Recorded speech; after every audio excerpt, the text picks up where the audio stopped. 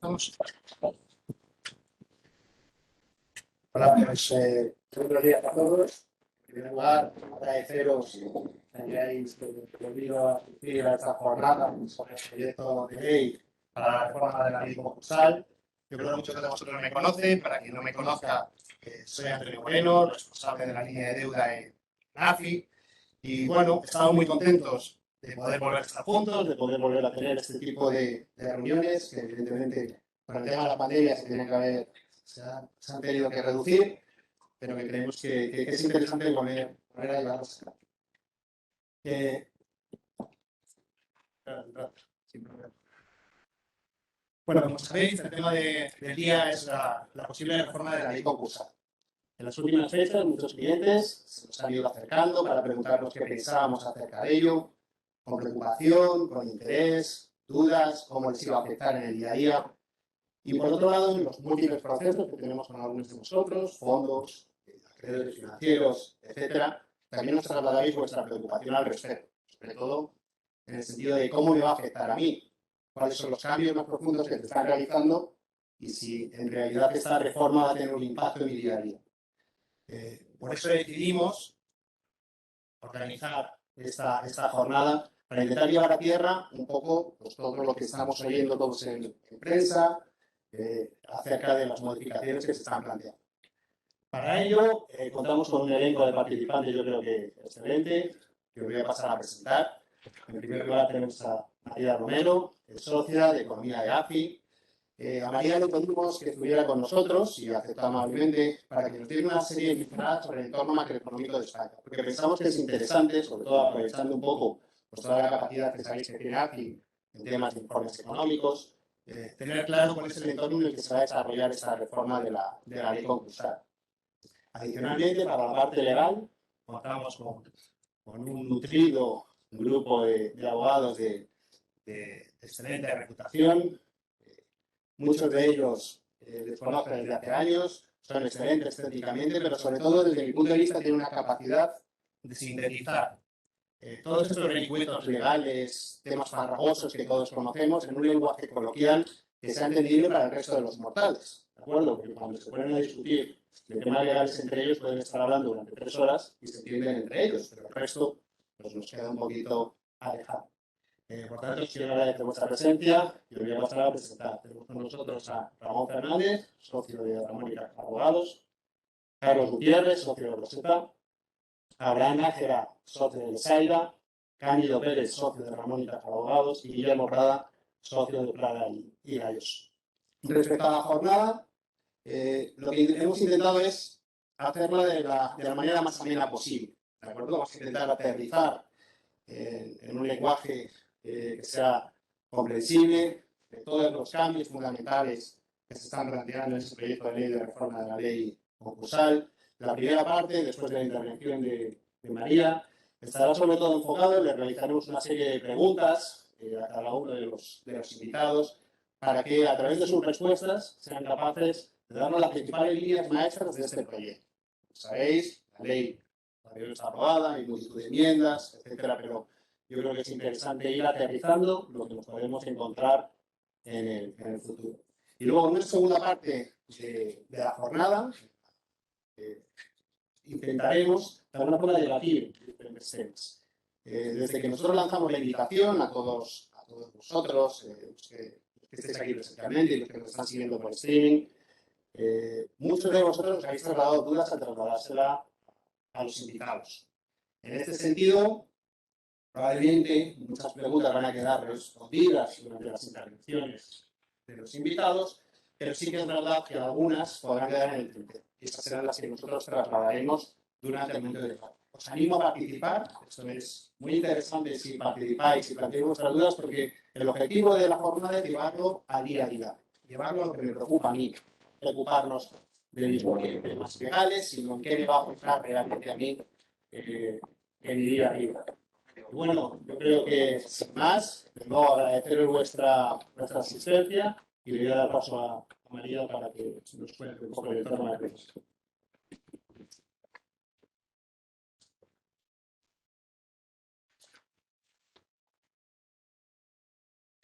Bueno, pues Buenos días a todos.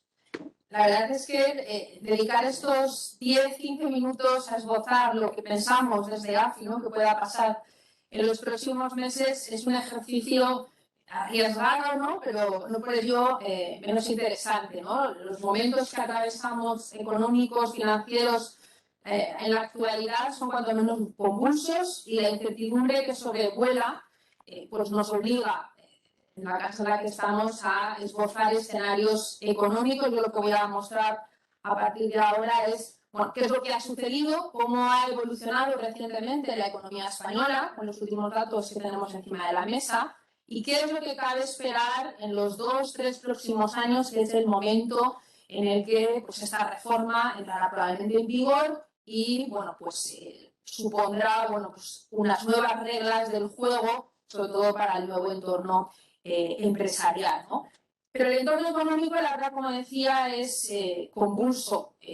Ya venimos de atravesar un shock de ofertas sin precedentes, una pandemia que ajustó de forma muy intensa la actividad económica en el 2020 y, bueno, pues el compás de la recuperación no ha estado exento de dificultades. La segunda mitad del año pasado, ¿no?, los problemas de los cuellos de botella, las tensiones inflacionistas ya nos generaban dolores de cabeza y en el arranque de este año, bueno, se nos ha sumado un nuevo shock, el provocado por la invasión de Ucrania y la guerra y las consecuencias económicas y financieras que ello se ha derivado, ¿no? Los datos que conocemos del primer trimestre, es lo más fresco que tenemos en cuanto al comportamiento reciente de la economía española, bueno, pues nos revelan que el primer trimestre fue un trimestre con un crecimiento prácticamente nulo, ¿no? Fijaros cómo el INE, ¿no?, lo que hacía era anticipar un crecimiento de apenas un 0,3%. Recordad que venimos de un crecimiento trimestral en el cuarto trimestre del año pasado de más del 2%, con lo cual es un freno bastante considerable y motivado principalmente por una contención, una reducción drástica del consumo de los hogares, ¿no? La confianza se ha precipitado, no a los niveles a los que observamos como consecuencia de la pandemia, pero sí que es un anticipo de que algo sucede en cuanto a la disposición de los hogares a gastar y ojo porque este indicador es relevante teniendo en cuenta que representa alrededor del 60% del PIB, con lo cual si los hogares nos trasladan de alguna manera que su predisposición a gastar se va a ver mermada en los próximos meses, eso condiciona de forma muy considerable cuál puede ser el comportamiento, especialmente de aquellas actividades económicas más sesgadas o más alineadas, ¿no?, con el comportamiento de los hogares, ¿no? Es verdad que hay pequeñas pinceladas, pequeños indicadores adelantados que vamos conociendo ya del mes de abril, que nos apuntan hacia el optimismo, hacia unos pequeños brotes, ¿no?, en cuanto a, bueno, pues esa predisposición a gastar parece que empieza a recomponerse, ¿no?, y a rebotar. Veremos con qué fuerza. Nosotros tendremos previsto que la disposición a gastar se empiece a recomponer en este segundo y sobre todo en el tercer trimestre, sobre todo en lo que respecta al gasto en servicios y especialmente a los turísticos, al comercio y a la movilidad, que estábamos todos pues, prácticamente deseosos, ¿no?, de romper y de volver ciertamente a esa normalidad. Hay indicadores, como digo, como por ejemplo el gasto con tarjetas bancarias, por ejemplo CaixaBank, BBVA también publica algunos indicadores al respecto que nos dicen que en el mes de abril, con esas ventanas de celebraciones, de bastantes festividades, llevábamos 2 años sin celebrar, bueno, pues están recogiendo de alguna manera ese mayor gasto por parte de los hogares, por lo tanto un anticipo de un mejor comportamiento de esa importante partida en el cuadro macroeconómico de nuestra economía. Y otro indicador también muy revelador y anticipador del buen comportamiento que se cabría esperar para este segundo trimestre, que es el comportamiento del mercado de trabajo. Ya con la entrada en vigor de otra gran reforma que ya ha entrado en su pleno esplendor, ¿no?, en el mes de abril, que es la reforma laboral, entró en vigor el 1 de enero, pero se ha dado un periodo de gracia del primer trimestre de este año para acomodar a las empresas a este nuevo contexto regulatorio y ahí lo que hemos observado es, bueno, el primer elemento es, uno, La intensidad de la creación de empleo no se ha visto afectada. A priori cabría esperar. Algunos analistas apuntaban a una moderación en el ritmo de creación de empleo. Nosotros no lo vimos así por una serie de ejercicios, ¿no? Y de la capacidad de crear empleo que exhibía la economía española hasta ahora. Y dos, además hay un vuelco muy profundo hacia la estabilidad. Es uno de los objetivos que se marcaba esta reforma, ¿no? Estabilidad laboral, que se puede medir en este caso como un vuelco hacia los contratos indefinidos, como hemos observado ya en el propio mes de abril, sin apenas comparativa. Fíjense, por ejemplo, en el gráfico de la izquierda, ¿no? Como revela que prácticamente la mitad de los contratos que se celebraron en abril fueron con carácter indefinido inicial, pero también hay que destacar ese vuelco también de conversiones de contratos temporales indefinidos, considerando la temporalidad también como un verdadero trampolín hacia esa estabilidad en el empleo. Con lo cual, dos indicadores que nos apuntan ya que el comportamiento en el segundo trimestre cabría esperar que fuera algo más positivo al menos de lo que lo ha sido en el primer trimestre. Nuestro indicador, nuestros modelos económicos que nos arrojan, bueno, pues con estos últimos datos nos pintan un panorama mucho más alentador, ¿no? Un crecimiento en estos momentos de alrededor del 1,6% trimestral, que nos invitan a pensar que el 4,3% de crecimiento anual que tenemos previsto para este ejercicio sea factible en estos momentos, ¿no? A pesar de que hay una serie de riesgos a los que ahora me referiré que conviene monitorizar y que podrían afectar o ralentizar este ritmo de crecimiento económico. En cualquier caso, las perspectivas para los 3 próximos años son positivas. Es verdad que creceremos a un menor ritmo, fíjense, como por ejemplo de pasar del 5,1 que tuvimos el año pasado. Este año creceremos casi un punto menos y los siguientes un punto menos respectivamente, ¿no? Hasta llegar a ese 2,1%, pero en cualquier caso estos son crecimientos muy por encima del nivel potencial. Es decir, si pusiéramos en funcionamiento todos los recursos que tiene la economía española para producir, estaríamos creciendo incluso por encima de esa capacidad que exhibe nuestra economía. Con lo cual, el crecimiento robusto, es verdad que ralentizándose en los próximos años, son las perspectivas también compartidas en general por buena parte de los organismos supranacionales y otras casas aquí en España. Y en cuanto a su composición, bueno, pues esa apuesta, ¿no?, por el consumo como uno de los elementos que tiene que recomponerse y tiene que recuperar todavía el terreno perdido como consecuencia de la pandemia. Dos, una inversión que tiene todas sus esperanzas en los fondos europeos, en el acompañamiento que puedan hacer estos fondos para la modernización de la economía española. Y tres, un sector exterior muy potente en cuanto a comercialización de bienes, como hemos observado ya, eso ya es una realidad, y una recomposición esperada de la parte de servicios y en particular de los servicios turísticos, que exhiben, al menos en los primeros meses del año, un buen comportamiento y están próximos ya a recuperar niveles del 2019, previos a la pandemia. Riesgos que nos enfrentamos en los próximos meses, diría, y años, ¿no? El primero de ellos, la principal preocupación que ahora mismo perturba y nos preocupa, tiene que ver con la inflación, ¿no? Saben que el último dato, bueno, pues nos situaba en el entorno del 8,4%. Mañana conoceremos el dato final, pero muy probablemente esté en esos niveles. Lo que preocupa es sobre todo el incremento de la inflación subyacente, es decir, aquella que descuenta los elementos, los componentes más volátiles, como la energía o los alimentos no elaborados, que son los que hasta ahora han propiciado ese incremento del nivel general de precios, y un mantenimiento de estos niveles de forma más persistente, aun cuando en nuestras previsiones consideramos una gradual reducción, en parte por el efecto base y también por la disipación de todos estos efectos, ya digo, más transitorios, que tiene que ver con el componente energético. Bueno, pues una persistencia de los mismos agravada como consecuencia de una extensión del conflicto bélico que ha presionado al alza hasta ahora un poquito más, ¿no?, el componente energético, y también con esos problemas de cuellos de botella que todavía siguen muy tensionados a nivel global, no es algo que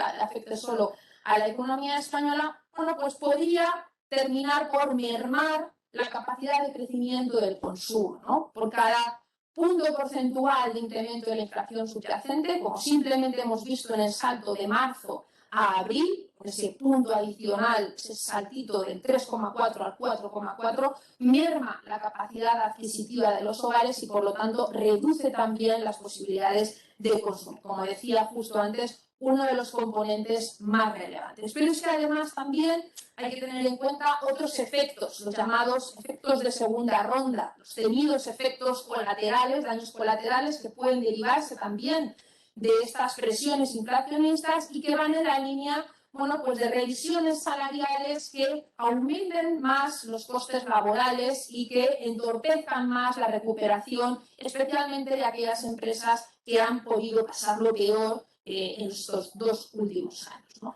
Efectos que, bueno, se suman también a otros previsibles incrementos de costes, como los derivados de los costes financieros, ¿no? Esas presiones inflacionistas ya han hecho actuar a los bancos centrales más relevantes. A nosotros nos afecta más lo que sucede a nivel europeo, y el Banco Central Europeo ya ha anticipado que a partir del mes de julio comenzará a retirar gradualmente los estímulos y a incrementar el tipo de interés, ¿no? Este incremento de tipo de interés, por lo tanto, encarecerá también la financiación ajena y, por lo tanto, bueno, pues puede entorpecer la recuperación de la inversión, que era otro de los componentes con los que bueno, esperamos que nuestro cuadro económico, nuestra economía, crezca de forma considerable. Unos fondos europeos que, si bien es cierto que han adquirido cierta velocidad de crucero en cuanto al lanzamiento de convocatorias, cuando uno analiza el impacto económico que estos pueden tener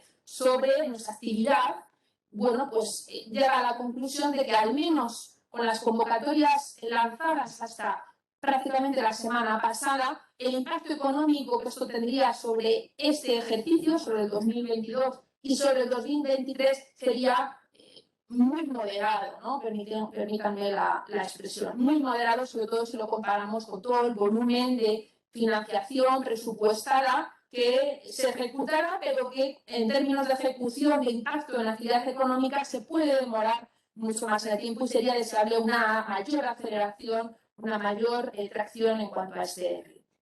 El otro riesgo que habrá que monitorizar también, que nosotros seguimos desde AFI de forma muy estrecha, tiene que ver con la morosidad bancaria, ¿no? Hasta ahora, la morosidad bancaria, discúlpame que me he pasado al siguiente diapositiva, la morosidad bancaria se ha mantenido muy contenida y es algo que también ha sorprendido. Es verdad que una serie de mecanismos que han permitido mantener a raya esa tasa de morosidad. Fíjense, quería destacar sobre todo el caso de la morosidad bancaria, que se mantiene en el entorno del 5%, con datos a cierre del 2021, pero que, bueno, en función del deterioro cíclico, la ralentización económica, todos esos riesgos que hemos advertido con anterioridad, en el caso de que se materialicen, hay riesgos de un potencial deterioro de estos activos, especialmente también incluso de aquellos que han contado con aval público. Fíjense cómo, bueno, simplemente la comparativa, ¿no?, de todo el aval que se ha concedido aquí en España, que viene a representar una tercera parte aproximadamente de lo concedido en el conjunto de Europa.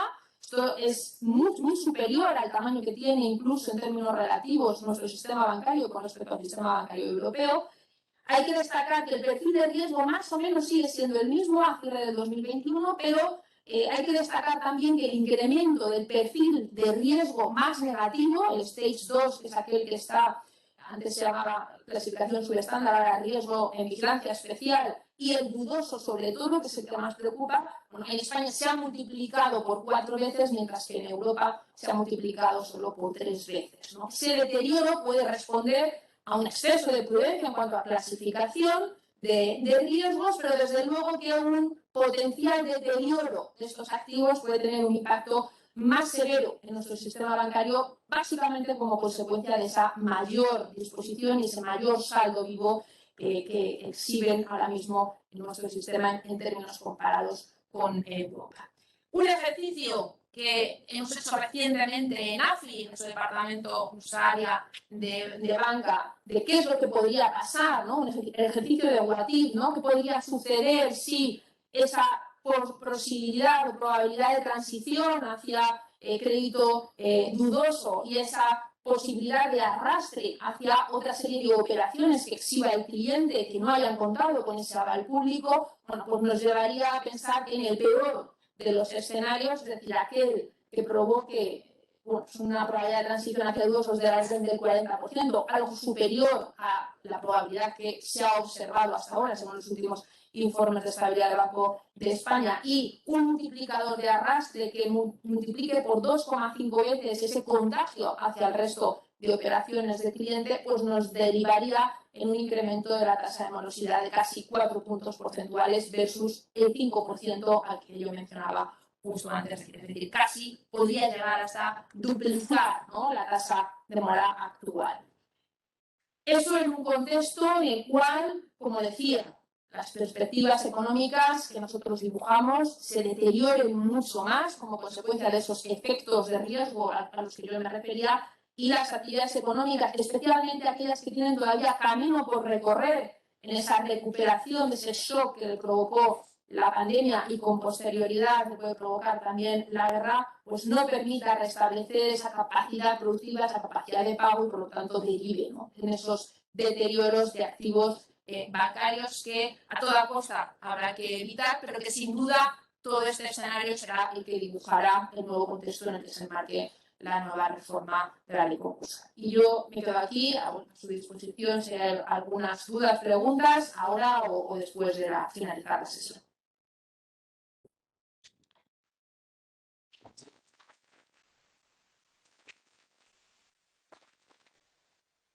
María, pues trabajo a ver, pues lo que parece. Vamos a ver, yo creo que la primera pregunta es obligada en este caso, Ramón. Sabemos que la moratoria concursal acaba en julio. ¿Cuál es el estado del proyecto de ley para la reforma de la ley concursal y cuáles son las líneas generales? Bueno, muchas gracias, Antonio. Lo primero, gracias, Afi, por la invitación. Es un privilegio estar aquí. Y gracias por la presencia en el evento y a los que están también conectados, ¿no? Y sobre todo un privilegio compartir foro con estos prestigiosos compañeros, ¿no? Respondiendo a tu pregunta, y dado que nos has pedido que utilicemos un lenguaje que se entienda, pues vamos a hablar de fútbol, ¿no? Estamos en la segunda parte de la prórroga, quedan 2 minutos para acabar la parte y hay que meter, ¿no? Y hay dudas de que eso ocurra. Y lo que os voy a dibujar es un panorama de cuál es la situación actual de la tramitación parlamentaria y qué es lo que puede pasar. Y en estos segundos, por favor, no lo toméis como algo que vaya a ocurrir porque es un mero, es una lucubración. Para esto tenemos que ponernos y retrotraernos al 2019, un momento en el que la Unión Europea aprueba una directiva de marcos de reestructuración bueno, que la verdad que para todos los que nos dedicamos al derecho concursal, pues supuso un viento de aire fresco porque se apostaba mucho más por la reestructuración que por el concurso, visto que en España el concurso pues no tiene ningún éxito para dar viabilidad y se apostaba por el preconcurso. Y cuando estábamos en ello y el gobierno estaba transponiendo esa directiva, aparece el COVID, ¿no? Entonces, en el momento del COVID se decreta el estado de alarma, junto con ese famoso Real Decreto 463/2020, se incorpora la moratoria concursal, que como, bueno, pues lo que dispone es que no se puede ni forzar el concurso en un concurso del deudor, ni el deudor está obligado a solicitar su propio concurso. Pues esta norma, que en principio pensábamos todos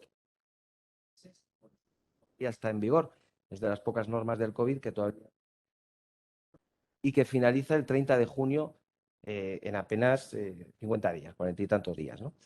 En ese panorama, lo que hace el legislador es decir, bueno, tengo que transponer la directiva, pero también estaba trabajando a la vez en un texto refundido de la ley concursal que lo que hacía era aglutinar todas las reformas que habían ocurrido desde el año 2003 y que habían sido muy numerosas. Y contrariamente a lo que todos esperaban, pues el 5 de mayo se aprueba un Real Decreto Legislativo 1/2020 que transforma, bueno, que aprueba el texto refundido de concursal y que a los que nos dedicamos a esto, pues nos trae un texto que pasa de 242 artículos a 752. ¿Eh? Esa es la ley concursal que hoy nos rige, que está en vigor a fecha de hoy, pero con la moratoria, con lo cual, digamos que no en plena aplicación. El siguiente paso es, hay que transponer la directiva. Bien, y la directiva resulta que se demora la transposición, se vincula a los fondos Next Generation que estabais comentando ahora con acierto, y de repente se agiliza y se presenta en diciembre en el Congreso de los Diputados, después de pasar por el Consejo de Ministros, y tenemos un proyecto de ley que se publicó en el Boletín Oficial de las Cortes el 14 de enero. Todos pensábamos, una vez más nos equivocamos, que iba a haber un consenso político en que era una norma clave y que esto estaba ajeno a otros debates fuera del marco concursal. Pero no es así. Se han presentado 607 enmiendas, nadie esperaba esta avalancha de enmiendas, ha habido un interés por todas las asociaciones, sindicatos, profesionales, colegios de abogados, colegios de procuradores, administradores concursales. Está el patio muy revuelto con esta reforma, ¿no?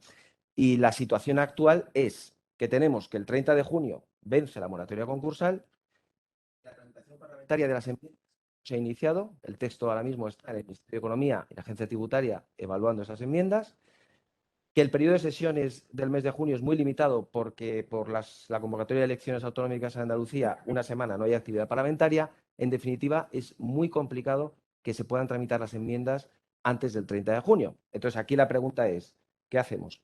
¿Aprobamos la moratoria concursal, la dejamos como está y a partir del 1 de julio ya hay que presentar el concurso, pero no vamos a tener el texto porque no da tiempo y tendremos en vigor un texto, el texto refundido de concursal, que sabemos que está caduco y que va a cambiar en breve?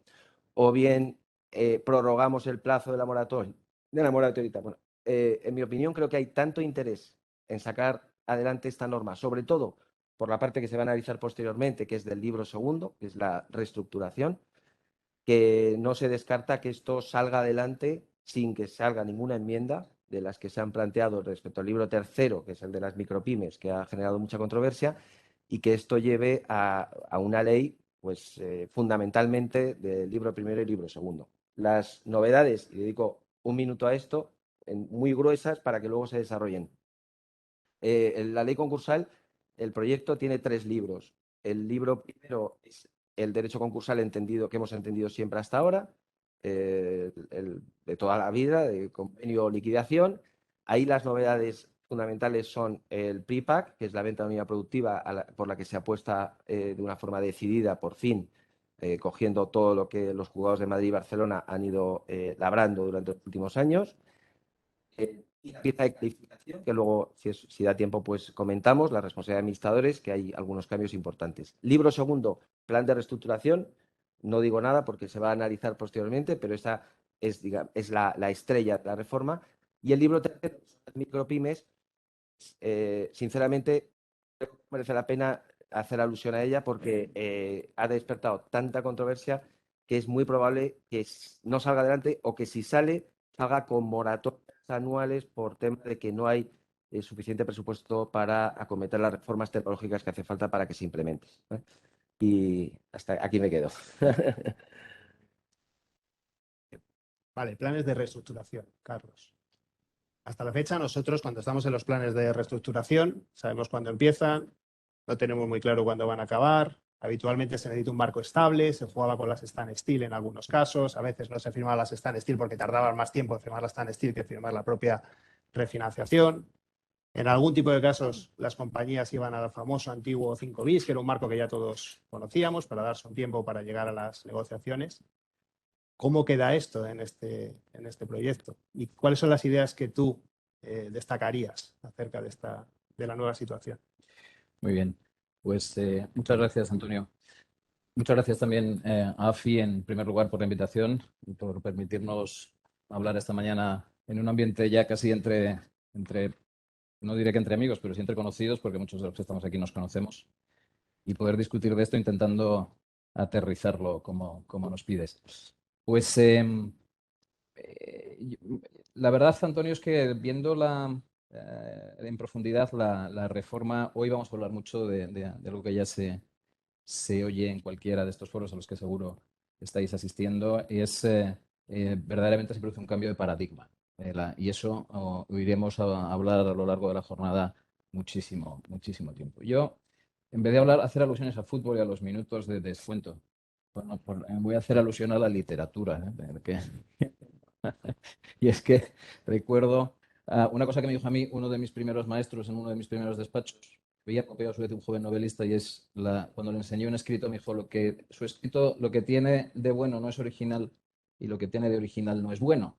Bueno, pues lo que le pasa a la ley quizá es lo contrario. A mí creo que en esta parte probablemente tengamos más oportunidades y con mayor o menor acierto, pero creo que ha habido un acercamiento a la realidad de esta fase.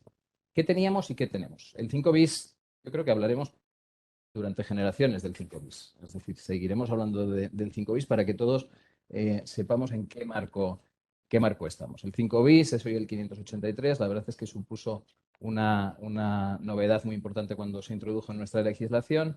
Y yo creo que con acierto se trata ahora de generar un marco estable en el proyecto de ley que en realidad viene a transponer no ya lo que dice la directiva, sino lo que en la práctica ocurre en muchos de estos procesos.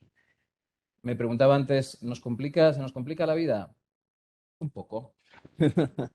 Se nos complica un poco, pero como todo, pues como el propio título de esta jornada, hay retos y hay oportunidades, ¿no? Entonces, antes vivíamos, y vamos a ver por cuánto tiempo, vivimos con un 5 bis, que la verdad es que yo destacaría su simplicidad. El 5 bis hoy es un escrito que te puedes extender mucho poco, pero en el que básicamente comunicas que estás iniciando conversaciones con tus acreedores o que las vas a iniciar y que si tienes algunas ejecuciones para intentar paralizarlo, y esto lo que intenta generar es un marco estable donde por un lado el administrador no se ve apremiado por la obligación de las responsabilidades en las que incurre por no presentar el concurso, y por otro lado se genera un pequeño escudo protector respecto a las ejecuciones para generar ese marco estable donde empecemos a negociar y podemos remover la causa de insolvencia.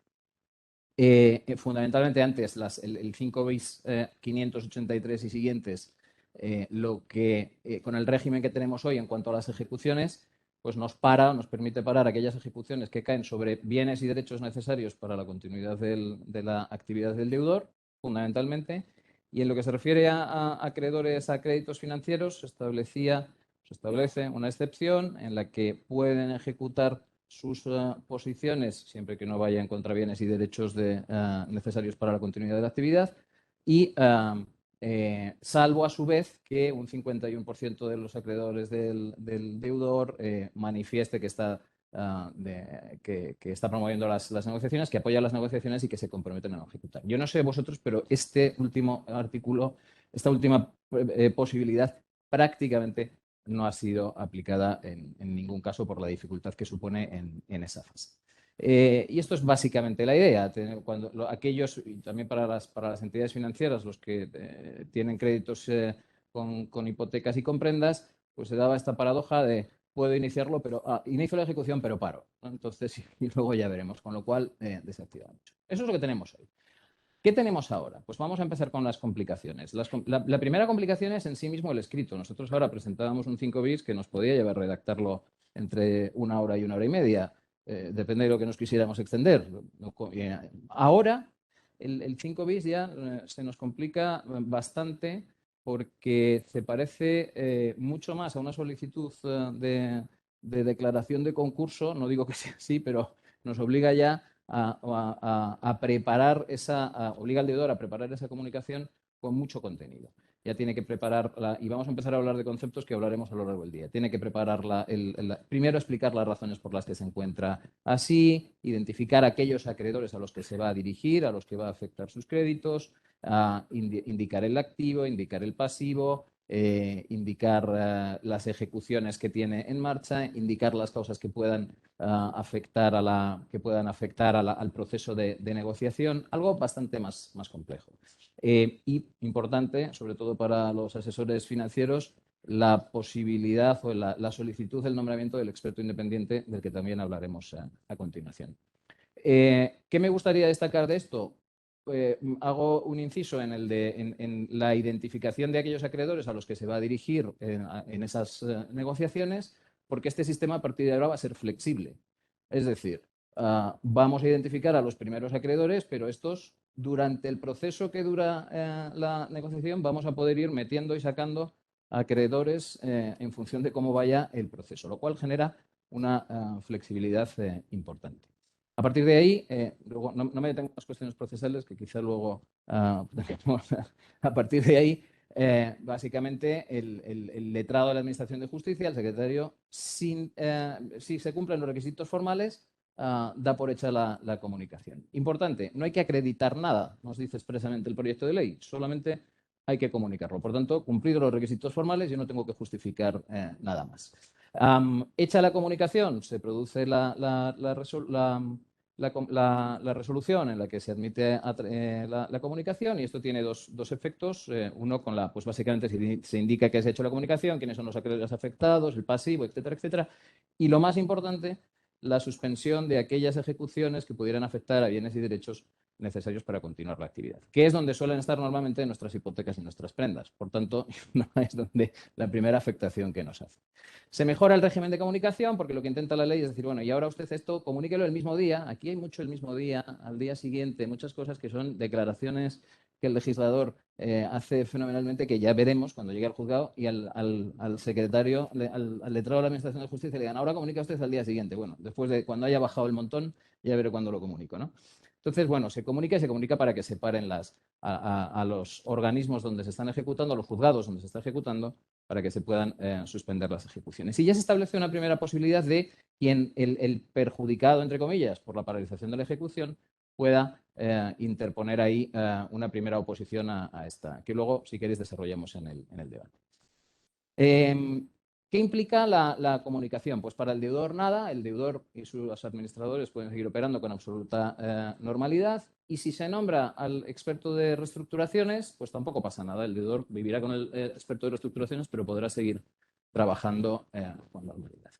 Y a partir de ahí, la comunicación produce tres efectos que la ley clasifica, o el proyecto de ley clasifica bastante bien: créditos, contratos y garantías. Y yo voy a seguir el mismo orden para que veáis un poco la diferencia entre lo que teníamos y a lo que vamos.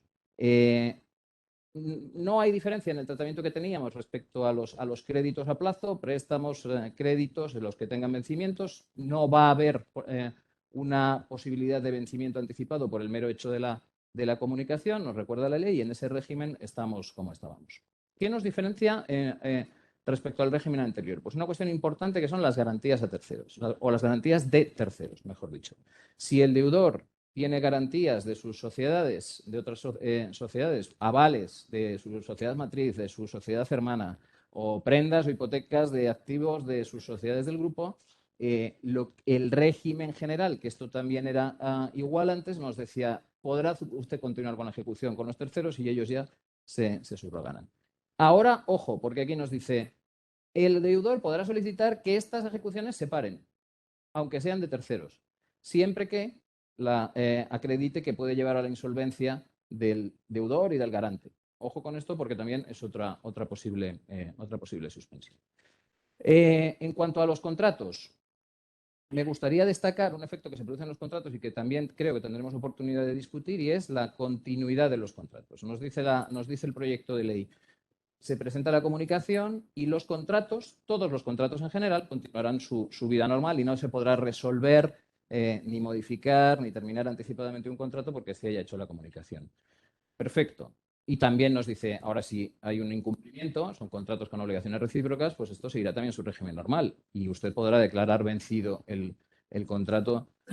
Pero de nuevo aquí introduce un factor importante, y es, ojo, si son contratos necesarios para la actividad del deudor, también podrá pedir que continúen o que no se ejercite eso. Y aquí, y me gustaría luego comentarlo en el debate, creo que es donde entra el circulante, ¿no?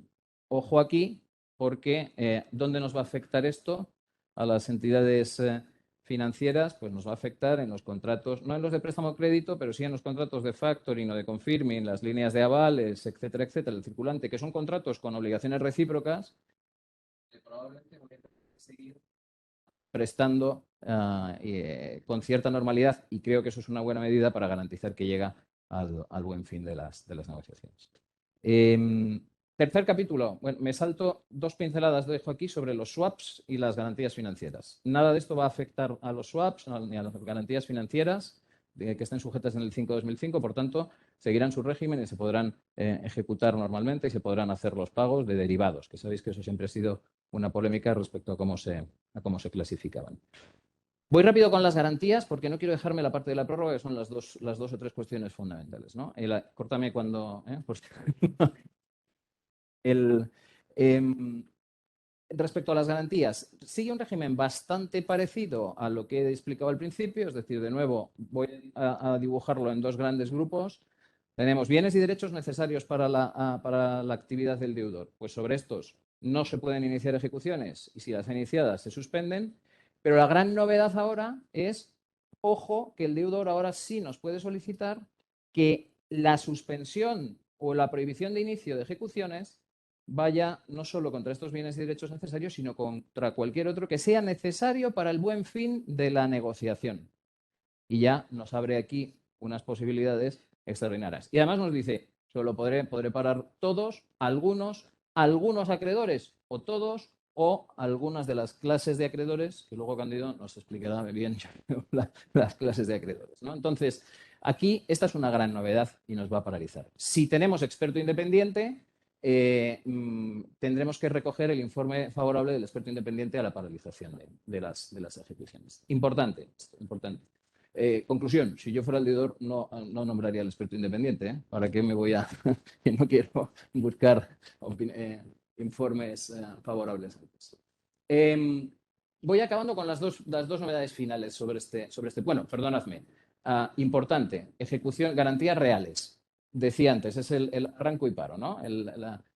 Inicio la ejecución sobre una hipoteca o una prenda, pero la suspendo se queda suspendida durante 3 meses a ver cómo evoluciona. Régimen general, esto es lo mismo que teníamos hasta ahora. Ahora bien, cuando pasan los 3 meses, si como hemos visto antes he pedido que se suspendan las ejecuciones, no ya porque sean bienes necesarios para la continuidad del deudor, sino bienes porque la considero que es importante para el buen fin de las negociaciones, creo que hay una posibilidad de que también me paren la ejecución. Con lo cual, vamos a tener ahí una importante para los que quieran ejecutar y no puedan, pues un reto, y para los que quieran pararlo, una oportunidad, como todo en la vida. Entonces, muy importante, y el tema de la prórroga. Hasta ahora, esto se acababa a los 3 meses, todos hablábamos de 4 meses, decíamos, son 4 meses. Presento la comunicación y tengo 4 meses por delante. Vale. Ahora tengo los mismos 3 meses más 1 que tenía, pero fundamental, tengo una posibilidad, y a mí esto me parece muy bueno, de prorrogar por otros 3 meses este plazo. ¿Qué necesito para esto? Necesito tener el apoyo del 51% de los acreedores financieros. Y a mí, de los acreedores, no financieros, de los acreedores, perdón, que es que estoy muy centrado en los financieros, de los acreedores, lo cual, de nuevo, abre oportunidades, porque cuando no tengas, a lo mejor ya no tienes que apoyarte solo con los bancos o entre bancos, te puedes apoyar con un acreedor comercial importante para intentar mantener vivo el proceso. Con una idea general, que es que este proceso se va a entregar a partir de ahora, van a tener mucho más protagonismo los acreedores, mucho más protagonismo. Este 51% antes, en lo que tenemos hoy, nos valía, como decíamos, para parar las ejecuciones. Ahora lo que hace el legislador es traérselo a este momento. Oye, yo creo que y el planteamiento es bueno. Si la cosa va bien y estamos a punto de llegar a un resultado, no a última hora, hombre, pues vamos a prorrogarlo y que no venga alguien y nos lo tire y por tanto podamos mantenerlo. ¿De acuerdo? Esa es, por tanto, una novedad importante. Ahí se consignará un acta donde hay que consignar qué puntos quedan pendientes, etc. Importante, el contraataque. ¿Vale? Entonces, aquí, y esto también me parece muy interesante. Si tú estás en una posición ahora donde eres, digamos, no estás participando, pues estás realmente marginado. Digo el contraataque porque hemos visto el 51% me lo paran, ¿vale? Es decir, me lo prorrogan, perdón. Bien, pero ahora de los disidentes, los que puedo, si soy capaz de reunir lo que yo he llamado un sindicato de disidentes, formo un sindicato de disidentes que son el 40% del pasivo, y si soy capaz de reunir el 40% del pasivo, me puedo ir al juez y decirle, oye, la prórroga la levantas, ¿vale? Y acabamos con la prórroga. Como veis, hay mucho más protagonismo y muchas más posibilidades de actuar entre los acreedores, ¿verdad? Y luego también pues, la posibilidad de salir de esta prórroga, importante me parece a mí, pues cuando se pruebe que realmente no hay ningún beneficio con la prórroga para el seguimiento de las negociaciones, y también muy importante para aquellos pequeños acreedores comerciales, se les permite salir de la prórroga cuando realmente la prórroga pues, les puede generar la posibilidad de insolvencia, cosa que pasa muy frecuentemente. Mientras uno está resolviendo, está trasladando su problema al resto, ¿no? Acabo aquí, Antonio, con la parte final porque también debatiremos sobre eso. Con esto ya he dado el marco, llegas al final y si no has resuelto tu tema tienes que presentar el concurso, ¿verdad? Bien, tienes que presentar el concurso, ojo, pueden suspenderlo el experto de reestructuraciones que he nombrado a instancia del juez, puedo suspender la solicitud, o los propios acreedores pueden solicitar la suspensión de la solicitud de concurso si presentan además y acompañan un plan de reestructuración que pueda tener visos de aprobarse. Y punto final a esto, lo dejo aquí, que seguro que me pasa mi tiempo. Un poquito, tranquilo. Pero bueno, a ver, me quedo con la última idea. La idea del plan de reestructuración. Ahora, ¿cuáles son las características que tendría que tener este plan de reestructuración? Pues yo, si quieres, lo primero, muchas gracias a Antonio, a Afi, a todos los que habéis venido a vernos y a los que estáis online. Voy a intentar sintetizar lo que quizás es la parte más relevante de todo esto que estamos hablando ahora mismo, que es qué demonios es un plan de reestructuración y en qué se diferencia un poco de las refinanciaciones que teníamos hasta ahora. Y voy a retomar también un poco alguna idea de lo que estaba explicando. Un concepto central nuevo del tema es el concepto de la probabilidad. Antes teníamos insolvencia actual o inminente y ahora se define qué es la insolvencia inminente, sería la probabilidad de que el deudor no pueda atender sus obligaciones en los próximos 3 meses, y se acuña un término nuevo que es el de probabilidad de insolvencia, que sería si ese periodo es de 2 años. Si el deudor ve que no va a poder atender sus obligaciones de los próximos 2 años, situación de probabilidad de insolvencia.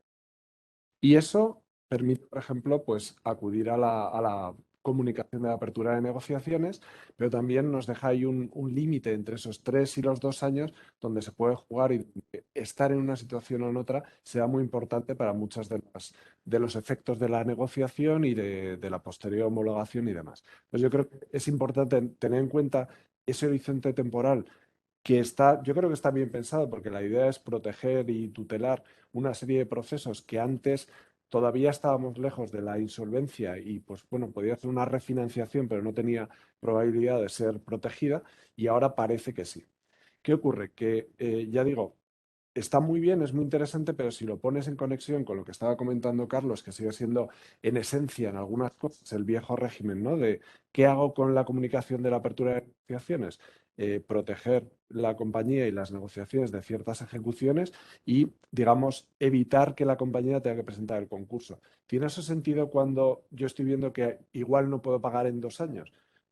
Igual no. Yo creo que es una cuestión que podemos debatir, ¿no? En qué medida hay un riesgo de concurso o de ejecución si mi riesgo de incumplimiento es dentro de 1 año y pico, dentro de 2 años. Pero bueno, lo dejamos ahí. Es importante porque, ya digo, ahora con esa idea de ampliar un poco el horizonte temporal y el horizonte en general de los procesos de refinanciación, pues lo primero, nos olvidamos de las refinanciaciones. Si a alguno le ha quedado alguna duda, si alguno no se ha querido leer con buen criterio la reforma y las enmiendas, ya no va a haber refinanciaciones. O sea, no es que ahora haya además planes de reestructuración, ahora desaparecen las refinanciaciones, desaparecen los acuerdos extrajudiciales de pago, que nadie os va a echar de menos, y ahora hablaremos siempre de planes de reestructuración. Entonces, antes de empezar a contar qué es, claro, uno dice, bueno, pues el plan de reestructuración será algo parecido a una refinanciación con algo más. Sí, hay quien, y me voy a extender de más, lo estoy viendo, pero hay quien podría decir, bueno, te queda una sensación de que la reforma, y lo decía al principio en su intervención, Ramón, perdón, porque iba a decir Fernando, un poco la idea de la reforma es dejemos los concursos, aunque siga habiendo fase de convenio y todo esto, un poco para las liquidaciones, y vamos a intentar sacar la posibilidad de rescatar a las empresas a la fase preconcursal. Perfecto. Entonces, yo la sensación por lo menos de los que nos hemos dedicado más a la parte de refinanciaciones, es que se ha sacado de alguna forma el convenio, algunas partes del convenio, de su manera de funcionar, a la fase de refinanciación. Con lo cual, frente a los que a lo mejor desde la perspectiva más concursalista dicen, uy, se ha desjudicializado el concurso, los que estábamos más en las refinanciaciones vemos, y lo ha explicado muy bien Carlos, que parece que esta fase preconcursal se ha judicializado mucho más. Hay muchos más eventos o momentos en los que se puede ir a un juez, que a lo mejor no vamos, pero se puede, en los que alguien puede entrar a discutir algo. Sobre todo ahora, como os explicaré, si el concepto, si lo que vamos a negociar es mucho más complejo, pues juntas todo en la coctelera y yo creo que tenemos que prepararnos para procesos más complicados y más largos. Que encaja muy bien si las compañías tuvieran 2 años porque lo van viendo con esa antelación para prepararse, perfecto. Pero estábamos explicando antes la situación económica y demás. No sé si hay muchas empresas que tengan 2 años por delante para con calma negociar todo esto. Entonces, nos va a quedar unas posibilidades. El plan de reestructuración ofrece muchas posibilidades, pero que luego yo creo que lo interesante es ver pero yo puedo hacer una refinanciación como las de antes, puedo olvidarme de cierto tipo de acreedores, de hacer el pino puente con los activos, eso lo veremos después, ¿vale? Entonces, yendo a qué es un plan de reestructuración, ya decía, pues lo podemos casi ver desde alguna perspectiva como una mezcla un poco de una refinanciación y un convenio. Lo podemos ver porque es importante, desaparece de repente el plan de viabilidad, también podemos hablar sobre eso, y de repente tiene que estar todo junto. Y el plan de reestructuración ya no es lo que todos hemos visto en la refis, que yo pienso, los abogados pensamos, bueno, es mi contrato, es tal, y lleva un anexo con el plan de viabilidad. Parece que el legislador nos pide que sea un todo, que incluya la parte, digamos, de por qué la compañía va a ser viable con estas modificaciones y obviamente tiene que tener un contenido contractual. No puede ser ni un PowerPoint de asesor financiero ni puede ser un contrato vacío de contenido económico. Y ahí empieza a entrar, ya digo, pues todo el mundo de posibilidades que abre la ley. Un plan de reestructuración, nos dice la reforma, que va a poder contener cualquier tipo de medida de reestructuración. Lo que hemos entendido toda la vida por reestructuración de empresas en sentido amplio. No ya solo tocar, como hacíamos, digamos, en las refinanciaciones más puras, los pasivos, sino también los activos, hacer ventas de activos concretos, de ramas de actividad, de la propia empresa en funcionamiento. Y luego dice medidas operativas, que ella no quiere entrar en si eso incluye, que obviamente incluirá medidas incluso de carácter laboral. Es decir, esto es darle una vuelta a la compañía con una finalidad que no se nos puede olvidar, aunque la ley ahí no lo dice, lo va diciendo en otros sitios, que es salvar la situación de insolvencia y, como decía antes, asegurar de forma razonable la viabilidad de la empresa del corto y medio plazo. Ese es un poco el concepto, ya digo, muy amplio. Segunda novedad muy importante, estamos acostumbrados a que antes solo metíamos en la coctelera desde el punto de vista del pasivo a los créditos financieros. Ahora no. Ahora quitando créditos para alimentos, extracontractuales y laborales, teóricamente todos los créditos pueden quedar afectados. También los contingentes y, aunque los públicos están, es una de las cosas que está más en el debate de las enmiendas y sabemos que se estará afectando de forma limitada, también se les puede afectar, aunque sea de forma. El mundo de posibilidades que os estoy dibujando todo esto se amplía, es decir, está muy bien, hay más posibilidades también de que haya conflicto entre acreedores, porque antes tengo más acreedores. Estamos hablando de que normalmente teníamos acreedores profesionales, que ya era difícil, y luego entraremos a hablar de la homologación, pues alguno podía dar guerra, pero normalmente se veían en varios procesos, era difícil que un acreedor profesional diera mucha guerra con la aprobación de la refinanciación, más allá de que a veces se apartara un poquito. Aquí cualquier acreedor va a poder discutir, y luego lo veremos, el plan de reestructuración. Tercer elemento, y me estoy dejando otros, pero para ir un poco a lo esencial. Tercer elemento, digamos, clave en la configuración de los planes de reestructuración, las clases. Lo que se va a hacer es agrupar a los acreedores, y perdón, lo explicaré todo el rato mal, se agrupan los créditos, no los acreedores, y creo que es muy importante, por clases. Empieza la ley diciendo que en función del interés común de los diferentes tipos de acreedores, aunque habla de los créditos, nos dice que como mínimo tenemos que separar en función de lo que sería el rango concursal, ¿vale? Parece que lo entendemos. Separaremos los que tengan garantía real de los que no lo tengan, separaremos los de derecho público Separaremos en algunos casos los acreedores que son pymes, si se les va a pedir un sacrificio por encima del 50%, pero luego a partir de ahí nos dice que dentro de esas clases podemos hacer todas las que queramos. Y aquí yo creo que entra la picaresca, la estrategia, llamémosle como queramos. Como la aprobación del plan va a depender de la aprobación de una mayoría de clases, o idealmente que lo aprueben todas las clases y va a poder existir arrastre entre clases, cómo configuremos esas clases es vital. Es decir, yo lo puedo más o menos preparar para que me asegure la aprobación por el número suficiente de clases, porque habrá arrastre dentro de clases y arrastre entre ellas. La aprobación en principio se simplifica respecto de lo que teníamos ahora cuando hablábamos sobre todo de la extensión. Aquí es clases que no tienen garantía real, 66%, clases que sí que tienen garantía real, 75%. Ya digo, y luego se complica hablar ahora, Cándido, en la parte de la homologación a la hora de arrastrar. Pero digamos que vamos viendo que se ha dibujado un escenario muy distinto, donde yo puedo elegir si meto o no a todos los acreedores, donde incluso es discutible si el hecho de dejar fuera a algunos acreedores, más allá de que los incluyas en una clase u otra, puede luego impugnarse. Entonces, volvemos a un escenario difuso donde no sabemos cómo se van a manejar. Desde luego, los planes de reestructuración y su negociación van a ser mucho más complejos, van a ser, sí, ya digo, permiten mucho más juego, permiten hacer muchas más cosas, pero la probabilidad de que duren mucho más tiempo es alta. Y luego, y casi me salto algunas cosas que creo que podemos hablar después, aunque son importantes, quizás lo que pone un poco los pelos como escarpia es, después de todo esto y de la aparente dificultad de los planes de reestructuración y a ver cómo los hacemos entre todos, pues para empresas por debajo de 49 trabajadores o 10 millones de euros de volumen de negocio, la ley nos dice que habrá un modelo oficial de plan de reestructuración. Y dices, bueno, en algo nos hemos perdido porque yo creo que es bastante más complicado, será luego un PowerPoint, yo no sé qué va a ser, pero si es tan fácil de hacer, algo no hemos entendido antes.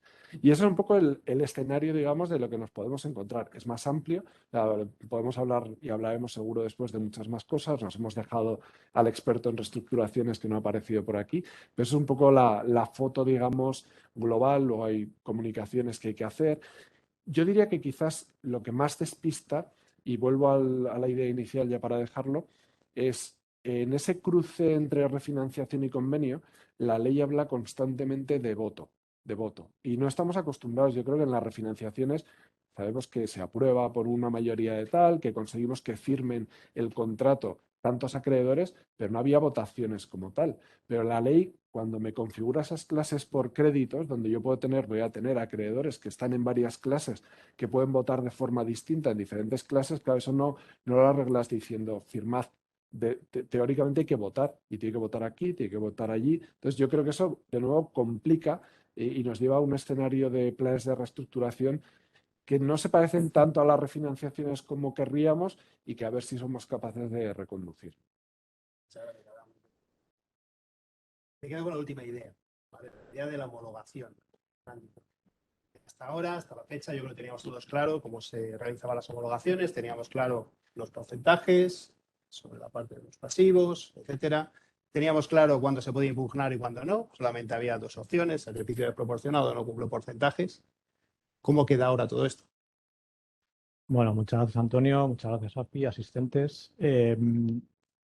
Se puede decir que, o sea, cambia y no cambia. Es decir, al final, el proyecto de ley mantiene lo que es el principio de intervención judicial mínima, pese a que, bueno, como ha señalado Abraham, hay dos escenarios en los que puedes acudir al juez durante toda la fase de, o sea, si ya el plan de reestructuración es complejo la elaboración, ¿vale?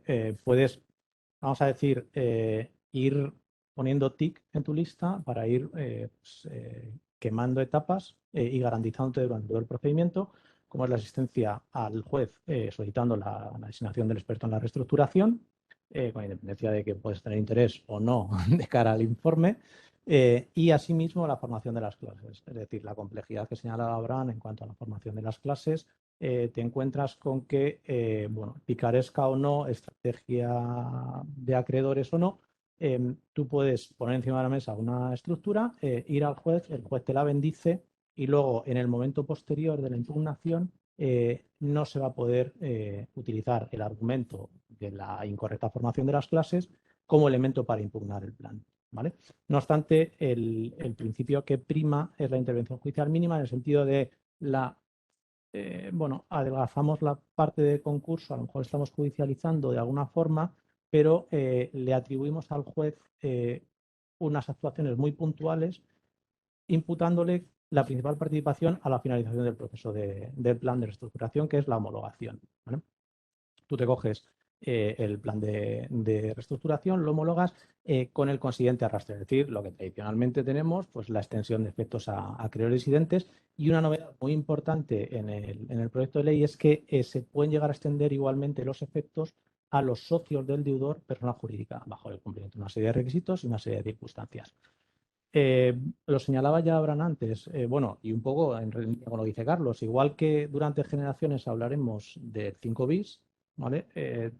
Nos costará, ¿vale?, utilizar la terminología de plan de reestructuración, pues porque somos bastante, ¿sabes? Seguiremos hablando de acuerdo de refinanciación, lo cual, pues de alguna forma tú te coges el texto de la directiva y de ley y esa extensión de efectos que señalábamos como consecuencia de la homologación, la ves se materializa incluso en la propia terminología, es decir, la utilización del término plan frente a lo que es el concepto de acuerdo, ¿vale?, por planes de reestructuración y acuerdo de refinanciación, de alguna forma ya transmite esa posibilidad de imposición de los efectos tanto a acreedores disidentes o a los créditos, ¿vale?, clases de créditos, como en su caso a los socios del deudor persona jurídica.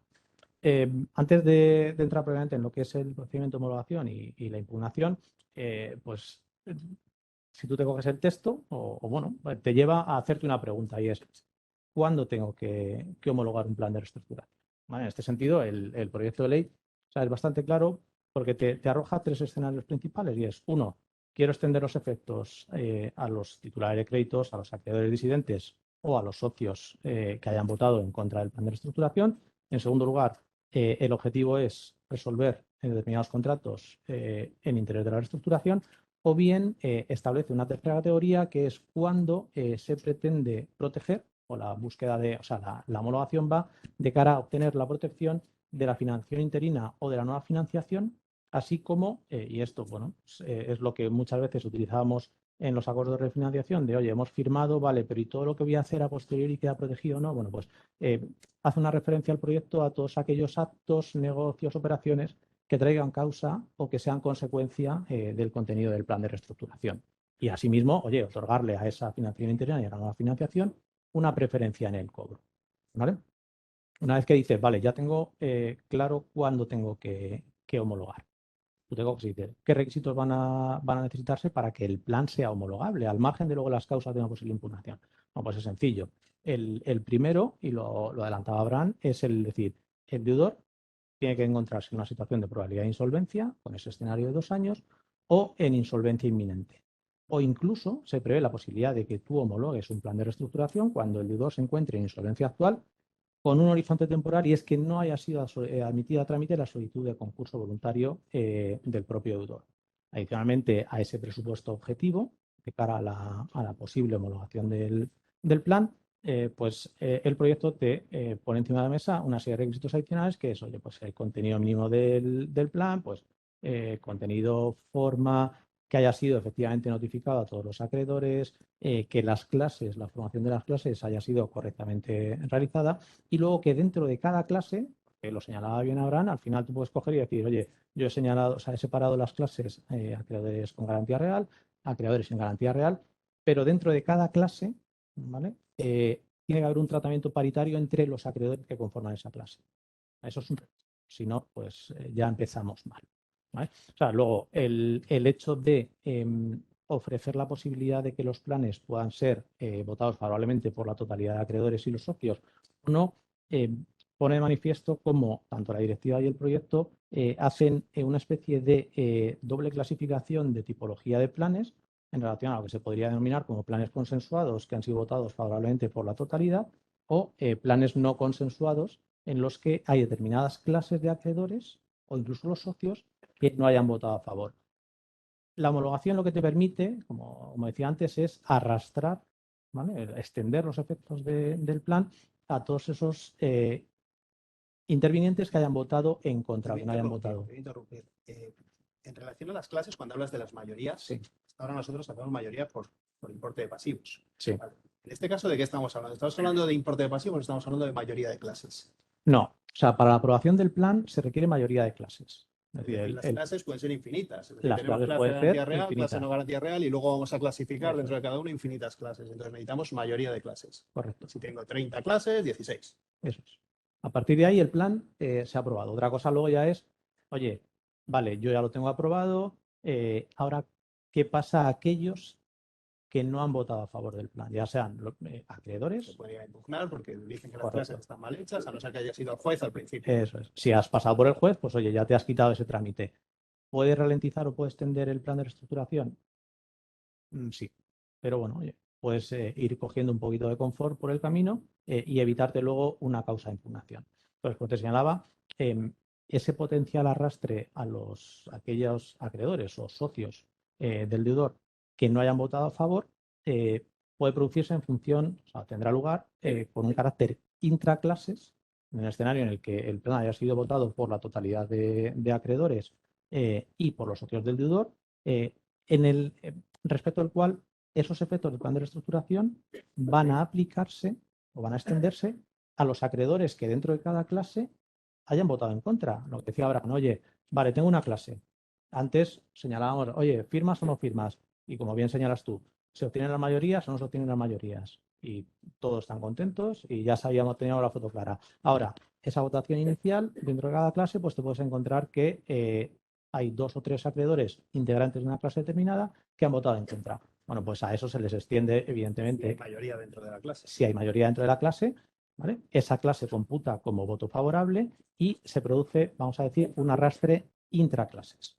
O en el escenario en el que el plan no haya sido votado por la totalidad de clases y socios, habría un escenario de un arrastre interclases. ¿Vale? Tú extiendes los Otra efectos. clase puede extender los efectos a otras clases. Eso es. Sí, si se ha aprobado el plan, Ujú. ¿vale? Por mayoría, Sí. ¿vale? Por las necesarias en función de la tipología, los efectos del plan, como consecuencia de la homologación, lo extiendes a esos acreedores o en este caso a las clases que hayan Clave- votado en contra. La clave está en cómo divido las clases. La clave está en cómo divides las clases. Es decir, tú podrás jugar. A ver, aquí sí que juega un poco la picaresca, es decir, oye, Claro. me interesa hacer un número determinado de clases para ir sumando hasta alcanzar una mayoría y luego poder extender. Claro, al final dices, ojo, que este juego de conformación de clases en función de mis intereses, ya sea acreedor o ya sea deudor, tiene que tener, lo señalaba Abraham antes, al final la formación de las clases obedece a un criterio objetivo. O sea, tú no puedes decir, voy a hacer una clase pues porque me apetece meter a estos 3 y los pongo aquí. No, o sea, tiene que obedecer a un criterio objetivo y tiene que haber un interés común entre los acreedores. Pero sí es cierto que ahora mismo ya no estamos hablando de, pues como antiguamente se hablaba de pasivo o pasivo financiero y metías a todos, por decirlo así, en el mismo saco. Ahora ya la casuística es infinita. ¿Vale? En el momento en el que tú tienes, en el escenario en el que el plan de reestructuración no ha sido aprobado por la totalidad de acreedores y socios, para poder extender los efectos a las clases no votantes, ¿vale? El proyecto te dice que tiene que votar como mínimo a favor de ese plan una clase de créditos que tenga la condición de acreedor privilegiado, conforme al concepto concursal de toda la vida. En su defecto, lo que te dice es que igualmente se podrá extender cuando haya votado favorablemente, y esto es una terminología un poco especial que utiliza el proyecto, cuando haya votado favorablemente un acreedor que supuestamente reciba un pago del deudor una vez que el deudor haya sido valorado como empresa de funcionamiento. Al final lo que te dices, oye, ¿y esto cómo se entiende? Bueno, pues tú coges, analizas el activo de la compañía, valoras el pasivo, lo neteas y dices, si este deudor se fuese a concurso, yo como acreedor recibiría algo o no. Si recibirías y votas favorablemente, el plan de reestructuración se puede homologar. ¿Vale? Ya entrando propiamente y por no extenderlo demasiado en el procedimiento de homologación, el procedimiento obedece a 2 principios. El principio de intervención judicial mínima que señalamos al principio y a posteriori, es decir, en el momento final, y el principio de eficacia inmediata. Importante este principio de eficacia inmediata, ¿por qué? Pues porque una de las novedades más relevantes de lo que es el procedimiento de homologación es el acceso inmediato de los efectos del plan de reestructuración a los registros públicos. El sistema registral español, al final, incluso, si el plan no es firme. Es decir, una potencial impugnación del plan no evita que tú puedas anotar en los registros públicos los efectos que sean necesarios, allí donde corresponda. Esto, evidentemente, requeriría pues, una modificación de la ley hipotecaria. ¿Por qué? Porque el sistema registral español ahora mismo no te lo permite. ¿Vale? Y otra novedad importante de lo que es el procedimiento de homologación en cuanto a extensión de efectos, ya lo adelantaba Carlos al principio, es el tema de las garantías de terceros. En un escenario en el que haya una reestructuración de un grupo de sociedades, si hay alguna de las sociedades que evidentemente no esté incluida en el plan de reestructuración, porque el efecto estaría en el mismo, pero que alguna sociedad del grupo haya otorgado algún tipo de garantía y la ejecución de la garantía suponga el posible concurso, la posible insolvencia del deudor y o de la garante, se puede solicitar la paralización y eso pues tendrá su impacto. Y luego ya para concluir, en cuanto a lo que es la impugnación, al final la primera pregunta es, oye, ¿quién puede impugnar el plan de reestructuración? Vamos, la respuesta es sencilla, es decir, cualquier titular de un crédito, cualquier acreedor que haya votado en contra del plan de reestructuración o los socios si no hubiesen votado a favor. Importante tener claro que el acreedor que puede impugnar será aquel que haya votado en contra, incluso aunque esté ubicado en una clase que haya obtenido el voto favorable de la mayoría dentro de esa clase y dicha clase se considere como adherida al plan. ¿Vale? Esto es importante. Las causas de cara a la impugnación que señalabas al principio de sacrificio desproporcionado, mayorías. Ahora, bueno, tampoco es que se amplíe mucho, pero sí que es importante tener en cuenta esa diferenciación que señalábamos antes del plan aprobado, plan consensuado, plan no consensuado, en función de el voto favorable de la totalidad o no. En un escenario de plan consensuado tendremos el cumplimiento de los presupuestos legales. Es decir, contenido, forma, si las clases, y aquí hablábamos un poco, lo enlazamos con el ir al juez de manera previa, si la formación de las clases es correcta, si la votación dentro de cada clase a efectos de mayoría se ha obtenido y si se han obtenido las mayorías necesarias para entender que el plan ha sido aprobado. Una segunda causa de impugnación del plan será el hecho de decir, oye, yo como acreedor o mi crédito como acreedor se ve perjudicado de una forma manifiestamente superior a lo que teóricamente es necesario para garantizar la habilidad de la compañía. Tercera causa de impugnación, que el plan de reestructuración no supere lo que llaman la prueba del interés superior de los acreedores. Al final es el decir, oye, esto, ¿cómo lo aterrizo? Bueno, pues yo como acreedor vengo a hacer una comparativa de qué es lo que recibiría mi crédito en un escenario de liquidación concursal del deudor, bien sea de manera individual o bien mediante la venta de unidades productivas. Si estamos en un plano consensuado, podemos añadir una cuarta casuística de impugnación, que es el interés prioritario de los acreedores. Y es el decir, al final tiene un doble sentido y es, nadie tiene derecho a más de lo que se le debe, ni puede recibir menos de lo que se merece. Aquí hay una serie de excepciones que el propio proyecto de alguna forma te arroja la posibilidad de que determinadas clases de acreedores o incluso los socios tengan algún privilegio en el plan de reestructuración mayor que algún acreedor, vamos a llamarlo preferente, pero siempre que esté debidamente justificado como que es algo necesario para la viabilidad de la compañía y para que salga adelante el plan de reestructuración. Y termino ya con la parte más procesal. La impugnación al final ahora mismo tiene dos vías. ¿Vale? O sea, el proyecto de ley te ofrece dos posibilidades. Lo que es la homologación individual, preveyendo el posible recurso ante la audiencia provincial a través del incidente concursal, sentencia de la audiencia provincial no es recurrible, o volvemos otra vez al escenario en el que puedes acudir al juez de manera previa a lo que es la homologación en puridad, y es el hecho de que en la solicitud de homologación el solicitante, ¿vale?, puede requerir al juez que traslade a las clases afectadas por el plan de reestructuración el contenido del mismo para que estos se manifiesten sobre la impugnación o no del mismo. Es decir, es una especie de pronunciamiento previo que tú le solicitas al juez y que va a tener lugar en una fase inmediatamente anterior a lo que es la homologación. Si el juez, la sentencia también incidente concursal y la sentencia del juez igualmente no será recurrible. Si el juez en ese escenario, al igual que decíamos, oye, si el juez se ha pronunciado favorablemente a la validez de la formación de las clases, ya no lo puedes atacar. Si el juez ha dado traslado porque en el momento de la solicitud de homologación ha sido requerido por el solicitante, ha dado traslado a las partes y pues nadie se ha opuesto o pues el juez ha considerado que es viable, tampoco se podrá proceder a la impugnación porque ya ha sido testado de manera previa, básicamente. Muy bien, pues muchas gracias. Vale. Nada. Sobre una de las ideas que has comentado y que también ha comentado Ramón al inicio de su intervención, yo creo que es clave cómo se trata en este proyecto de ley la venta de las unidades productivas. ¿Puedes contar cómo se está tratando? Bueno, muchas gracias. Encantado de estar en esta casa.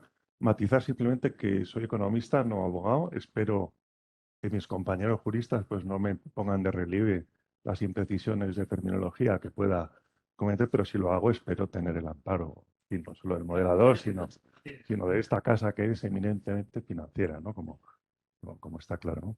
Bueno, las unidades productivas, ¿qué nos trae la reforma? Pues nos trae primero más flexibilidad, como apuntaba al principio Ramón, y también más certidumbre para el potencial adquirente.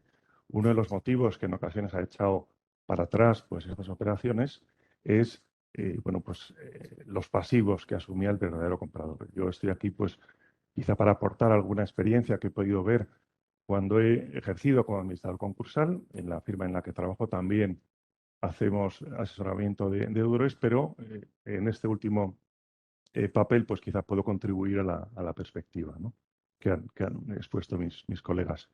¿Con qué nos hemos encontrado? Bueno, pues con que esta operación, en principio lógica desde el punto de vista económico, que consiste en que el todo en funcionamiento vale más que la venta de las partes aisladamente considerada, consigue un principio bueno, que es que se mantenga una empresa en el mercado, unos puestos de trabajo, pero claro, no puede hacerse a costa de que los acreedores no cobren nada, porque estaremos de acuerdo en que la eficiencia del sistema de economía y mercado para asignar recursos se basa, entre otros postulados, en que no haya barreras de entrada y tampoco barreras de salida. Y si mantenemos funcionando empresas sin EDIE, a base de que los acreedores no cobren, pues no estamos contribuyendo en el largo plazo, en sentido agregado, pues a que el sistema sea mejor, ¿no? ¿Qué es lo que nos trae esta modificación en curso? Que, bueno, no sé si Ramón no le vaticinaba mucho el futuro. Claro, María, cuando ha expuesto sus predicciones económicas, ha alertado de la enorme incertidumbre, pero al menos tiene un arsenal de modelos econométricos.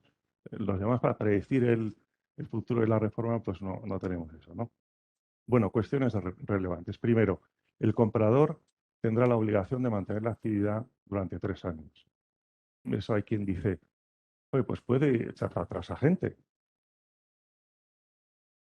Bueno, pues es posible, pero nos hemos encontrado en esta faceta que decía antes de administradores concursales con la unidad productiva de la unidad productiva de la unidad productiva.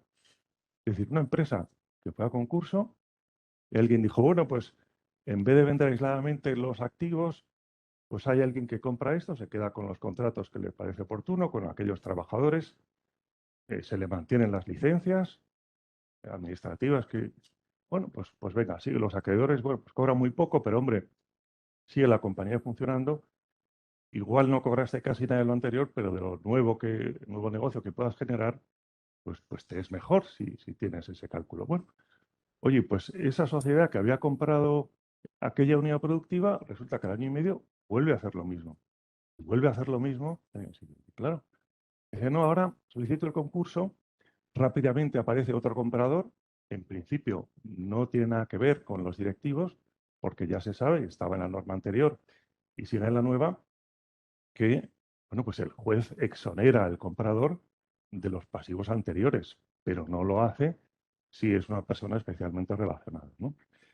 Y claro, ves pues que ahí pues una defensa contra todo pronóstico. Voy a ilustrarlo con un caso que hemos visto este año. Una compañía que solicita el concurso a acreedores presenta, como le manda la ley, su inventario. Bueno, pues yo tengo aquí unos activos que valen 5 millones de euros, debo 12 millones de euros, y bueno, pues voy a intentar un convenio. Y de repente aparece allí alguien que oferta pagar 75.000 euros por aquellos activos que valen 5 millones y que tiene todo el beneplácito, todo el apoyo del deudor, que insta al juez, oiga, es que para que se mantengan los puestos de trabajo, bueno, esto no puede ser, rápidamente nos ponemos en marcha y encontramos con el breve plazo que nos da la ley, pues un comprador que pone 1 millón de euros sobre la mesa. Ese dinero va para los acreedores, ¿no? Yo creo que eso es lo que está detrás de algunas de estas modificaciones que quizá pues pueden llamar la atención y bueno, pues no hay que olvidar que están dirigidas a ese asunto. Ha comentado Cándido, pues muy bien el aspecto del plan de reestructuración. La venta de la unidad productiva puede ser parte de ese plan de reestructuración y se le podrá imponer a los socios de empresas medianas o grandes cuando ya queden menos de 90 días para que se llegue a esa situación de iliquidez generalizada que los juristas llaman insolvencia y que todos sabemos que una cosa es la insolvencia y otra cosa es la iliquidez, ¿no? Bueno, termino pues con esa pincelada que apuntaba Ramón. Efectivamente, se incorpora ya esa posibilidad de que se venda la compañía antes de iniciar el proceso concursal, que no es bueno para vender de una manera adecuada, con esa unidad productiva preempaquetada o como ahora está de moda, el pre-pack, ¿no? En el cual el deudor pues va al juzgado y dice, oiga, usted nombra a un experto en recabar ofertas de compra de unidad productiva y luego, si como consecuencia de la transmisión de esos activos tengo que acabar pidiendo el concurso, ese será el administrador concursal y por lo tanto el proceso habrá sido transparente y nadie tendrá el miedo de que oiga, pues ahora igual hay una acción rescisoria que anula aquello, ¿no? Bueno, está bien que exista, pero eso va a ir anudado a la solicitud de concurso de acreedores. Y yo creo que esto es otro de los cambios trascendentales, porque a todos los directivos de compañías en dificultades que les preocupa, ya lo sabemos, es la fase de calificación, en la que los administradores a veces nos vemos en la obligación de decir, oiga, usted ha falsificado las cuentas para que le dieran financiación y esto que no cobran los acreedores lo tiene usted que poner en su bolsillo. Bueno, pues ahora la novedad que a mi juicio hace que el concurso vaya a ser la última solución es que siempre va a haber fase de calificación y que además los acreedores que tengan un 10% del pasivo van a poder presentar su propio informe de calificación. Y esto es bueno para los deudores porque les va a empujar a adelantarse en el tiempo a llamar a un asesor y analizar la situación. Y es bueno para los acreedores que podrán utilizarlo para negociar. Así que bueno, yo creo que esta era un poco la visión general, concentrada un poco en las unidades productivas, ¿no? Antes de dar paso a las preguntas que pueda tener las personas que están aquí presentes o vía streaming a través del chat de Webex, os voy a trasladar dos cuestiones que nos han ido trasladando a nosotros los diferentes invitados y que creo que son importantes. Yo creo que una las ha apuntado al principio Ramón y es acerca de la responsabilidad de los administradores. Es decir, aquí en la ley se prevé que de alguna forma podrán tener alguna cierta obligación, alguna responsabilidad con las acciones que se tomen. ¿Hasta qué punto tienen esa responsabilidad y qué ocurre si no tienen capacidad de afrontarlo? Sí, bueno, Guillermo lo acaba de apuntar. Es una novedad importante la calificación de concurso, que como sabemos es donde se mide la gestión del administrador en el tiempo inmediatamente anterior al concurso. La experiencia desde el año 2003, la verdad que ha sido negativa, no solamente de los que nos dedicamos como operadores abogados, sino también de los propios jueces. Es una sección a la que no les gusta porque está al final del procedimiento, llegaba muy tarde y luego les costaba mucho trabajo recuperar dinero del administrador que normalmente quedaba como insolvente, además de que estaba inhabilitado para el mercado. Bueno, no ha funcionado, ¿no? Entonces, las novedades, pese a que había voces que opinaban que tenía que desaparecer del ámbito concursal la calificación y llevársela al plano más penal, insolvencia punible, al final se ha quedado, y yo estoy de acuerdo con Guillermo, que los cambios son positivos. Lo resumo en 5 puntos. El primero es, se anticipa la tramitación de la calificación, se hace en el momento inicial. Esto es un problema para los administradores concursales, porque desde el punto 1 van a tener que apuntar si hay o no calificación. En segundo lugar, desaparece el Ministerio Fiscal, que era una figura que estaba, pero que realmente pues, no aportaba grandes ideas al debate, porque no profundizaban, y hacen que desaparezca. En tercer lugar, le dan un papel al acreedor muy relevante. El acreedor que tenga un 10% del total del pasivo va a poder impulsar la calificación, aunque el administrador concursal no quiera. Y aquí yo, dado que esto es un mundo, estamos en un sector, ante el sector financiero, aquí sí que es verdad que desde el 2003 hasta hoy yo no he visto a las entidades financieras tomar la bandera de la calificación y asumir la búsqueda de responsabilidad del administrador. Creo que ahora, con esta palanca que se está dando el legislador de anticipar y que el 10% pueda promoverlo, puede que esta sea una, no sé si para utilizar, pero sí para lo menos para poner sobre la mesa en la negociación con el deudor. Y me olvidaba de un punto más, que es la transacción, ¿vale? Este es un punto importante. Se traslada al texto legal algo que ya venía haciéndose en algunos concursos, y es que empieza la calificación, de repente el administrador concursal, o en sala directamente con el juez, se transaban responsabilidades de los administradores en vía de calificación. Aquí ya directamente se incorpora al texto legal la posibilidad de transacción. En definitiva, yo creo que son cambios positivos. Todos los cambios del libro primero y libro segundo son positivos. Vaya por delante. Creo que hay que lanzar un mensaje. Yo por lo menos así lo veo, no opino lo mismo del libro tercero, pero los dos primeros libros creo que todos son lógicos y que si salen adelante, pues redundarán en beneficio de todos. Yo, si me permites, Antonio, plenamente de acuerdo con lo que ha dicho Ramón. Muchas veces cuando ejercemos esa función de defensa de los intereses de los acreedores, pues nos sentimos desamparados. Decimos, o sea, estamos trabajando para que recuperéis algo y la gente, pues es muy raro que te anticipen así alguna información. Se permite efectivamente para quienes tengan el 10% del pasivo o 1 millón de euros. Y tú lo has apuntado muy bien. Y se puede hacer una transacción económica entre esos directivos y ese acreedor diciendo, oye, pues si me pagas lo mío, a lo mejor no presento este informe de calificación en el que no solo ibas a pagar lo mío, sino lo que no cobren el resto de acreedores, porque manipulaste las cuentas, porque salieron fondos que no debían salir, porque tardaste mucho en presentarlo, etcétera. Y hay un punto absolutamente esencial que hace que, como digo, el concurso sea la última solución. Es que también podrán presentar un informe de calificación las administraciones públicas. Pensemos en Hacienda, pensemos en Tesorería General de la Seguridad Social. Porque lo que sí han visto muchos directivos que iban por el concurso, y algunos concursos han salido bien, pero lleva mucho tiempo, es que la agencia tributaria casualmente les derivaba responsabilidad. Así que tiene bastante callo con esta vía, ¿no? Simplemente por comentar eso. Creo que ahora es un poco el momento del debate.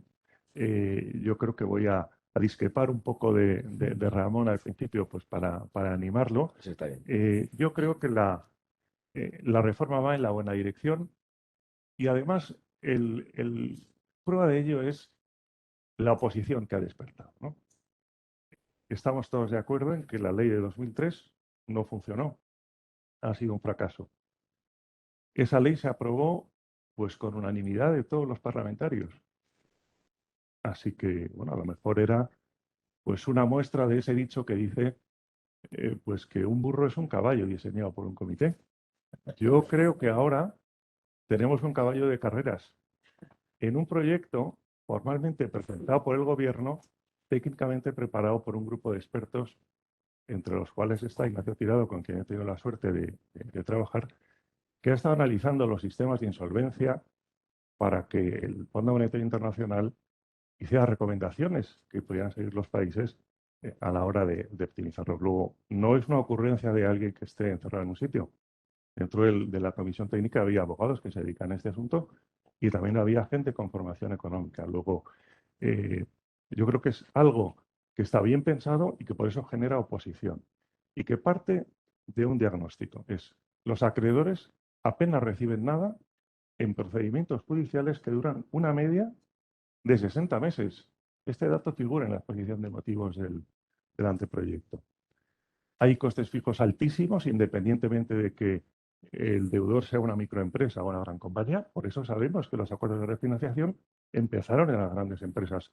Ahora ya los hemos visto en compañías menores.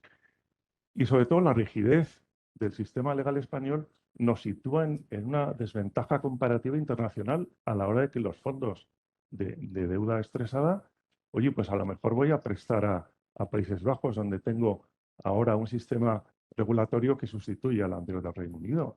España quedaría, y esto pues en esta casa lo sabéis mejor que nadie, en desventaja. ¿Cuáles son las soluciones para eso? Primero, la digitalización. Por supuesto que provoca enfado en gente. Claro, porque ahora ya no hace falta que una microempresa gaste dinero en un procurador para llevar escritos, en un abogado para rellenar un formulario y en un administrador concursal, porque ese dinero de esos profesionales sale del bolsillo de los acreedores. Y lo que la ley hace es digitalicemos esto, aprovechemos el dinero de los fondos europeos y estas personas que se dedicaban a ser administradores concursales y tienen menos trabajo, pues tendrán que dedicarse a otras cosas, como tantos sectores. Pero no puede ser que por los intereses de un lobby, en fin, el conjunto de la economía pues no progrese en la dirección que se considera oportuna. El segundo elemento es la desjudicialización de los procesos de reestructuración, aunque es verdad que con el precio de que los acuerdos de refinanciación ahora se amplían a más colectivos y tienen un mayor control. Esa desjudicialización también descarga de recursos al sistema, pero nada impide que esos profesionales a los que ya no es obligatorio contratar sigan prestando servicios. Yo no tengo obligación legal de, para rellenar mi declaración de la renta por Internet, llamar a un asesor, pero seguramente es lo más recomendable. Luego, nada les va a impedir reconvertirse y seguir prestando servicios.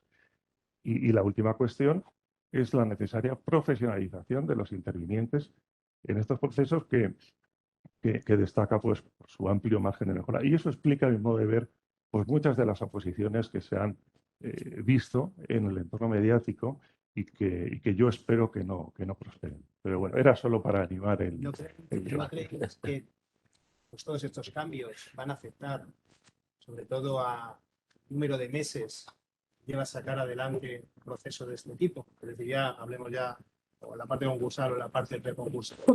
¿Creéis que el tema del tiempo se va a demorar? ¿Y cómo puede afectar esto a las empresas? Porque todos hemos vivido situaciones en las cuales los procesos de refinanciación pensamos que van a ser 2 meses, 3 meses, acaban siendo 8 y entre medias se va deteriorando la situación con el perjuicio para compañía y el perjuicio para acreedores. ¿No creéis que puede suceder esto?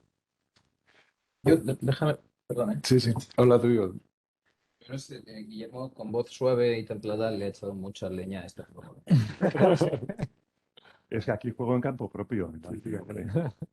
Como hay muchos financieros, aquí no hablaremos de abogados y del papel que tienen que jugar los abogados. Pero yo, Antonio, creo que, como decía antes, esto puede ser. Prefiero verlo desde el punto de vista de las oportunidades. Cándido decía cuando explicaba las clases, que luego me gustaría hacerte una pregunta, pero Que sea fácil, ¿eh? Bueno, pues que esto nos va a permitir utilizar la picaresca, bueno, como todo en la vida, ¿no? Según se vea. Yo, más que hablar de picaresca, lo que creo es que hoy, con esto, con esta propuesta de reforma legislativa, vamos a tener más posibilidades de adaptar cada proceso a cada compañía. Y eso es bueno. Es decir, entonces, ¿van a durar mucho más los procesos, Antonio? Pues dependerá de. Porque es que aquí, bueno, hablaba antes de un cambio de paradigma, Guillermo, y ha habido una serie de. Ha habido muchos expertos trabajando en esto. Es verdad, también es verdad que el trámite de audiencia pública no lo podían haberlo evitado poner entre el 4 y el 25 de agosto. Bien, es posible que eviten técnicas legislativas como utilizar artículo 224, quinquies, sexties, septies, y no sé por cuál vamos, que no se oye por cuál vamos.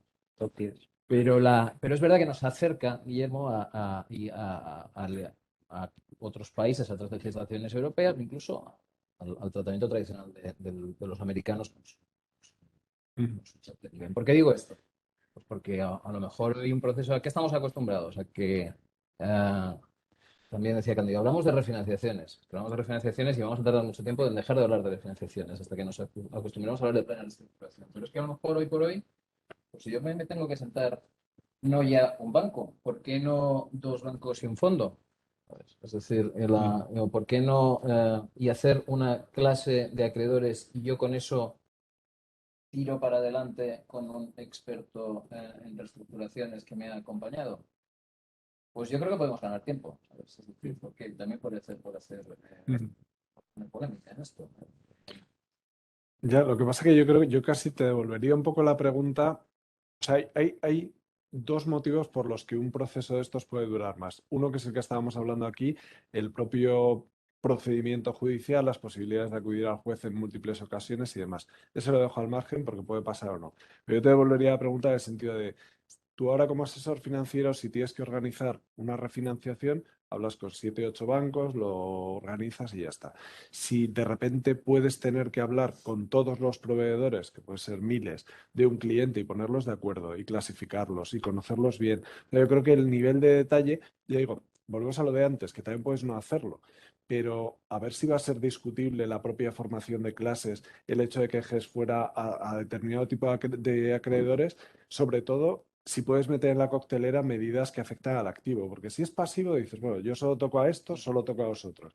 Si decidimos que vendemos una unidad productiva, ¿por qué no van a opinar estos que les afecta igual? Y es verdad que cuando habla, dice, serán créditos afectados y habla solo de los que se modifiquen. Dices, hombre, creo que en determinadas circunstancias hay créditos que sin ser objeto de modificación del plan de reestructuración les afecta el plan y deberían poder oponerse, que en principio no está previsto, porque solo habla de los que hayan votado en contra y dices, si es que ni siquiera me has dado oportunidad de votar, si yo estoy fuera de las clases. Entonces yo creo que hay todavía margen de mejora o de pensar cómo va a funcionar esto en la práctica. Pero ahí, Abraham, un tema. Habéis comentado varias ocasiones el tema de que los acreedores pueden estar en proceso, etcétera. El deudor tiene opinión, porque antes, cuando estabas comentando antes, Cándido, de alguna forma has dejado caer que, oye, en determinado el deudor tendrá que decidir si sí o si no, etcétera. Aquí el acreedor puede instar el proceso y puede sacar adelante un proceso sin el beneplácito del deudor. Esa es divertida y se la voy a dejar a Cándido, pero apunto. Hay momentos cuando lees la reforma que parece y dices, bueno, creo que aquí no lo han puesto porque es muy obvio, lo comentábamos antes, porque es obvio que una cosa es imponer ciertas cosas por mayoría dentro de, digamos, una parte, los acreedores, pero es que aquí me falta una parte. O sea, ¿cómo voy a dejar fuera al deudor? Pero de repente hay un par de sitios donde habla de arrastrar al deudor. Entonces dices, joder, y si encima, y yo creo que también es importante, la ley ahora ya no exige una mayoría de pasivo total, es decir, que yo puedo hacer un plan de reestructuración con acreedores que representan el 10% perfectamente. Entonces, se abre un abanico de posibilidades un poquito que asusta. Claro, vas a de clases, sí, unos cuantos acreedores se ponen de acuerdo, configuran una serie de clases, las que necesiten, aunque representen muy poco en el pasivo total, y obligan a todo el mundo a que pase esto. Digo, yo creo que no debe ser así, creo que no puede ser así, pero la ley ahora mismo no. Se aterrizará. Supongo que sí.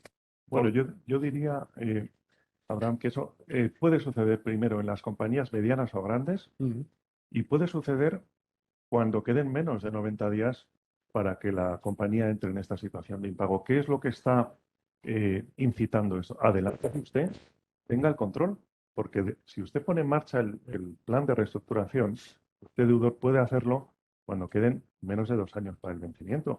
Sí. Pero si no lo hace, se lo podrán poner en marcha los... O sea, Sí, que pero, si mira, es date usted... cuenta, perdón que te interrumpa, es que una de las preguntas que nos llegó de uno de los invitados, compañía, nos decía, claro, yo he revisado toda la parte de esta reforma, yo tengo alguna acreedor que a la vez es competidor. Que a veces... Competidor. Pues, ¿cómo juega eso? Es decir, ellos me decían, este acreedor puede instarme un proceso de refinanciación porque sabe, por mi auditoría, que mis pólizas de crédito van a vencer dentro de 12 meses, con lo cual, en teoría, como no están renovadas, por auditoría tengo que pagar X millones, con lo cual estoy en riesgo de insolvencia si no se me renuevan.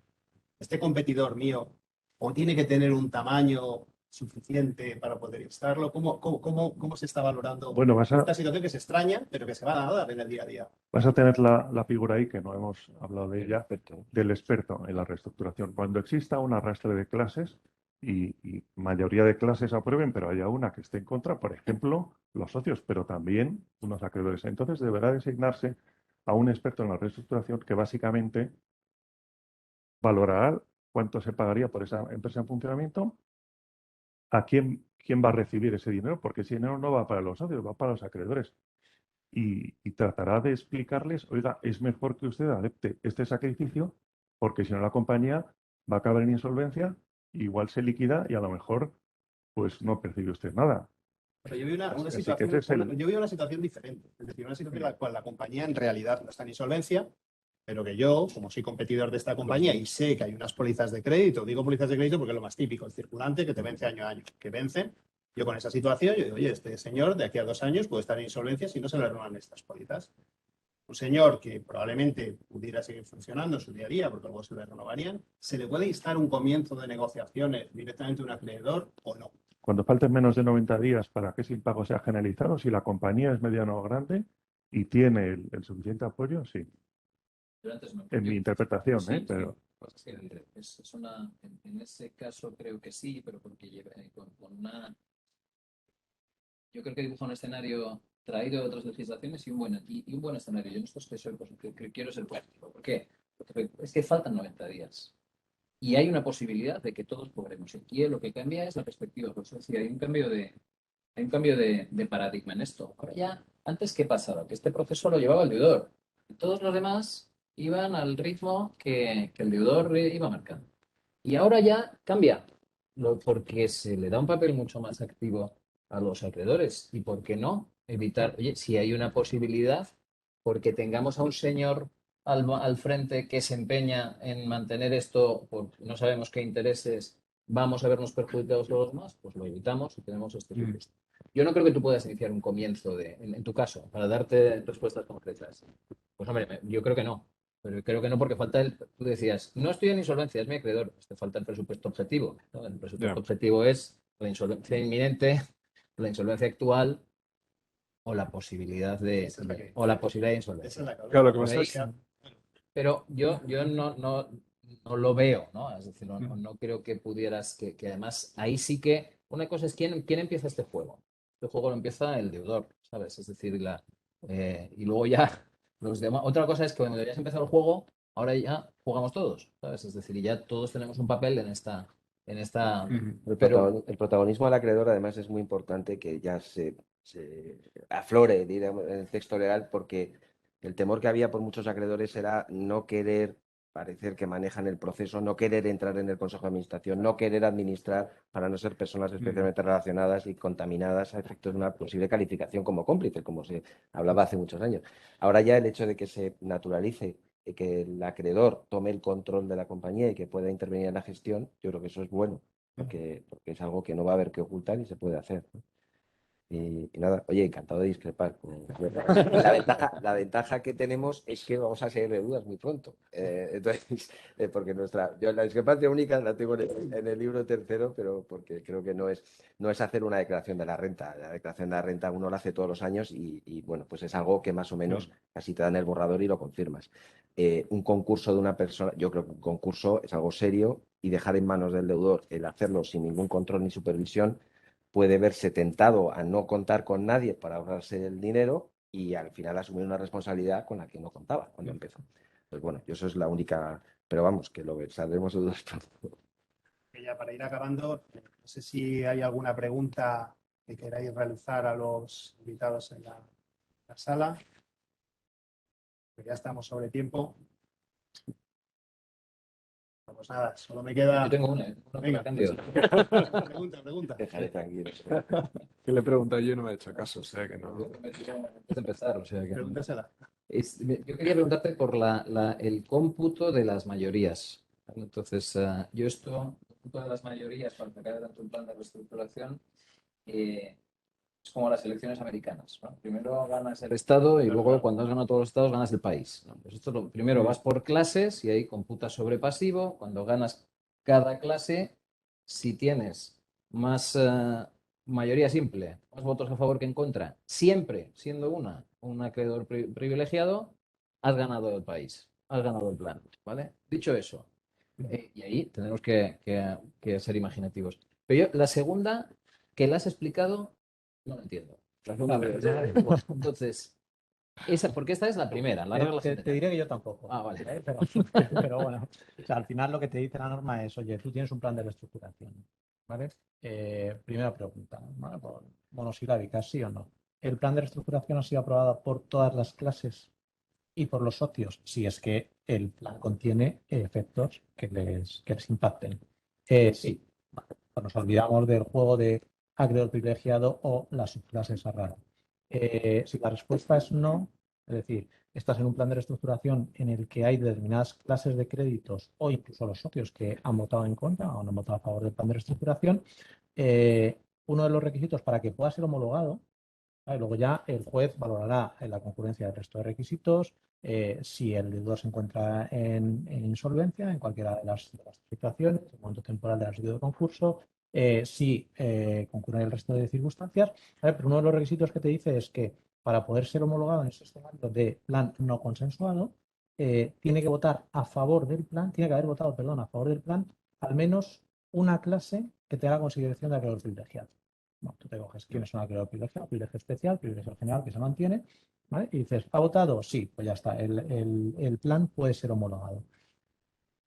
Te dices, si esto no ocurre, ¿vale? Y ahí lo analizas un poco de manera objetiva y puedes tener dos escenarios. O que no existe esa tipología de acreedores, imaginemos en un escenario difícil, pero imaginemos un deudor que no tiene acreedores privilegiados por casuística, o bien que ninguno de ellos haya votado.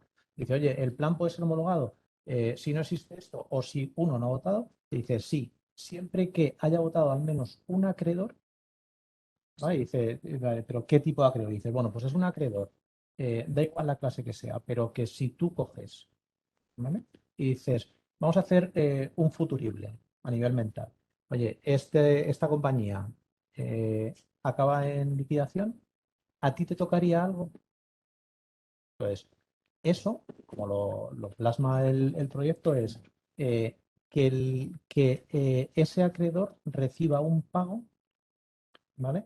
Después del deudor, después de haber sido valorado el deudor como empresa en funcionamiento.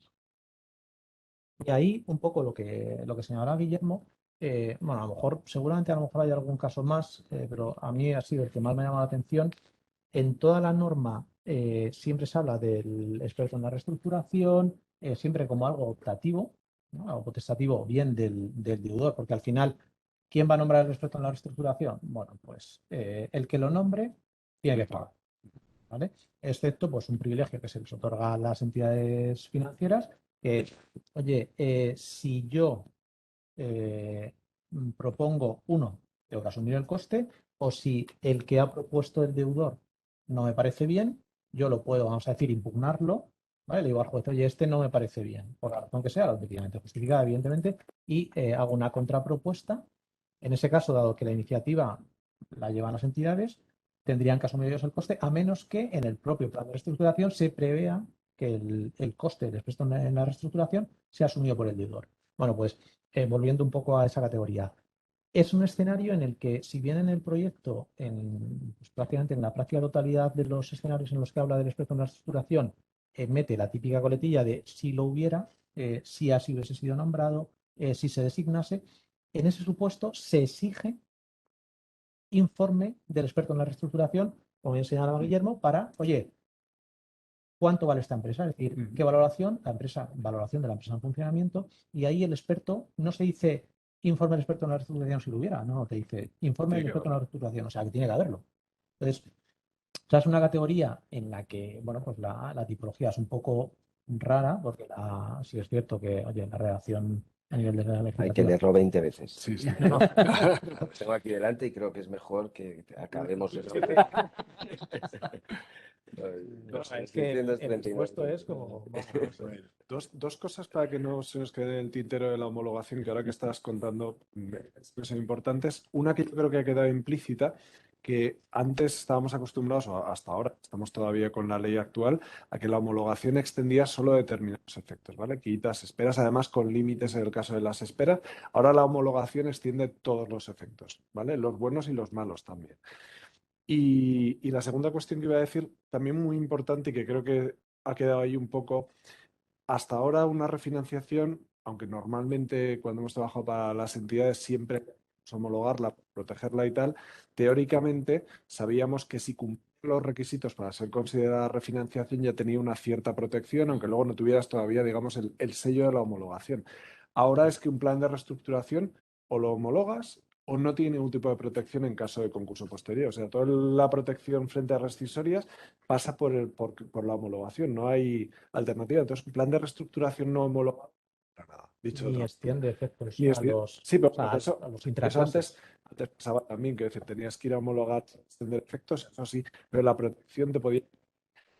¿Tiene algún sentido la reestructuración no homologado? Como no sea para cumplir el requisito, salir del 5 sin presentar el concurso sería el único que se me ocurriría, pero normalmente no tendría sentido. Que no está mal, solo un comentario con eso, y es que no está mal que casaran este Ya. nuevo régimen con el régimen de provisiones Ah, bueno. que establecen Bueno. para las entidades. Bueno, que casaran muchas cosas dentro de la ley, ¿eh? Sí. pero Tengamos esperanza. así que, porque eso, ¿sabes? Una medida sin la otra probablemente no funcionará. Pues ya solo me queda daros las gracias. Nosotros yo creo que se ha cumplido el objetivo. Evidentemente hay mucha temática de la que se podría hablar. Habéis bajado un poco el balón a tierra, siguiendo un poco la ¿Cómo se notan los metáfora madridistas? de Ramón. Habéis bajado el balón a tierra. Y yo creo que hemos tratado aquellos puntos que puede preocupar más. Evidentemente nos tenemos que emplazar a unas segundas jornadas cuando la ley esté aprobada, porque al final somos montado lo que son las líneas maestras. Muchas gracias a todos, muchas gracias a los que estéis aquí y a la gente que nos sigue por streaming. Gracias. María, muchas gracias por tu intervención.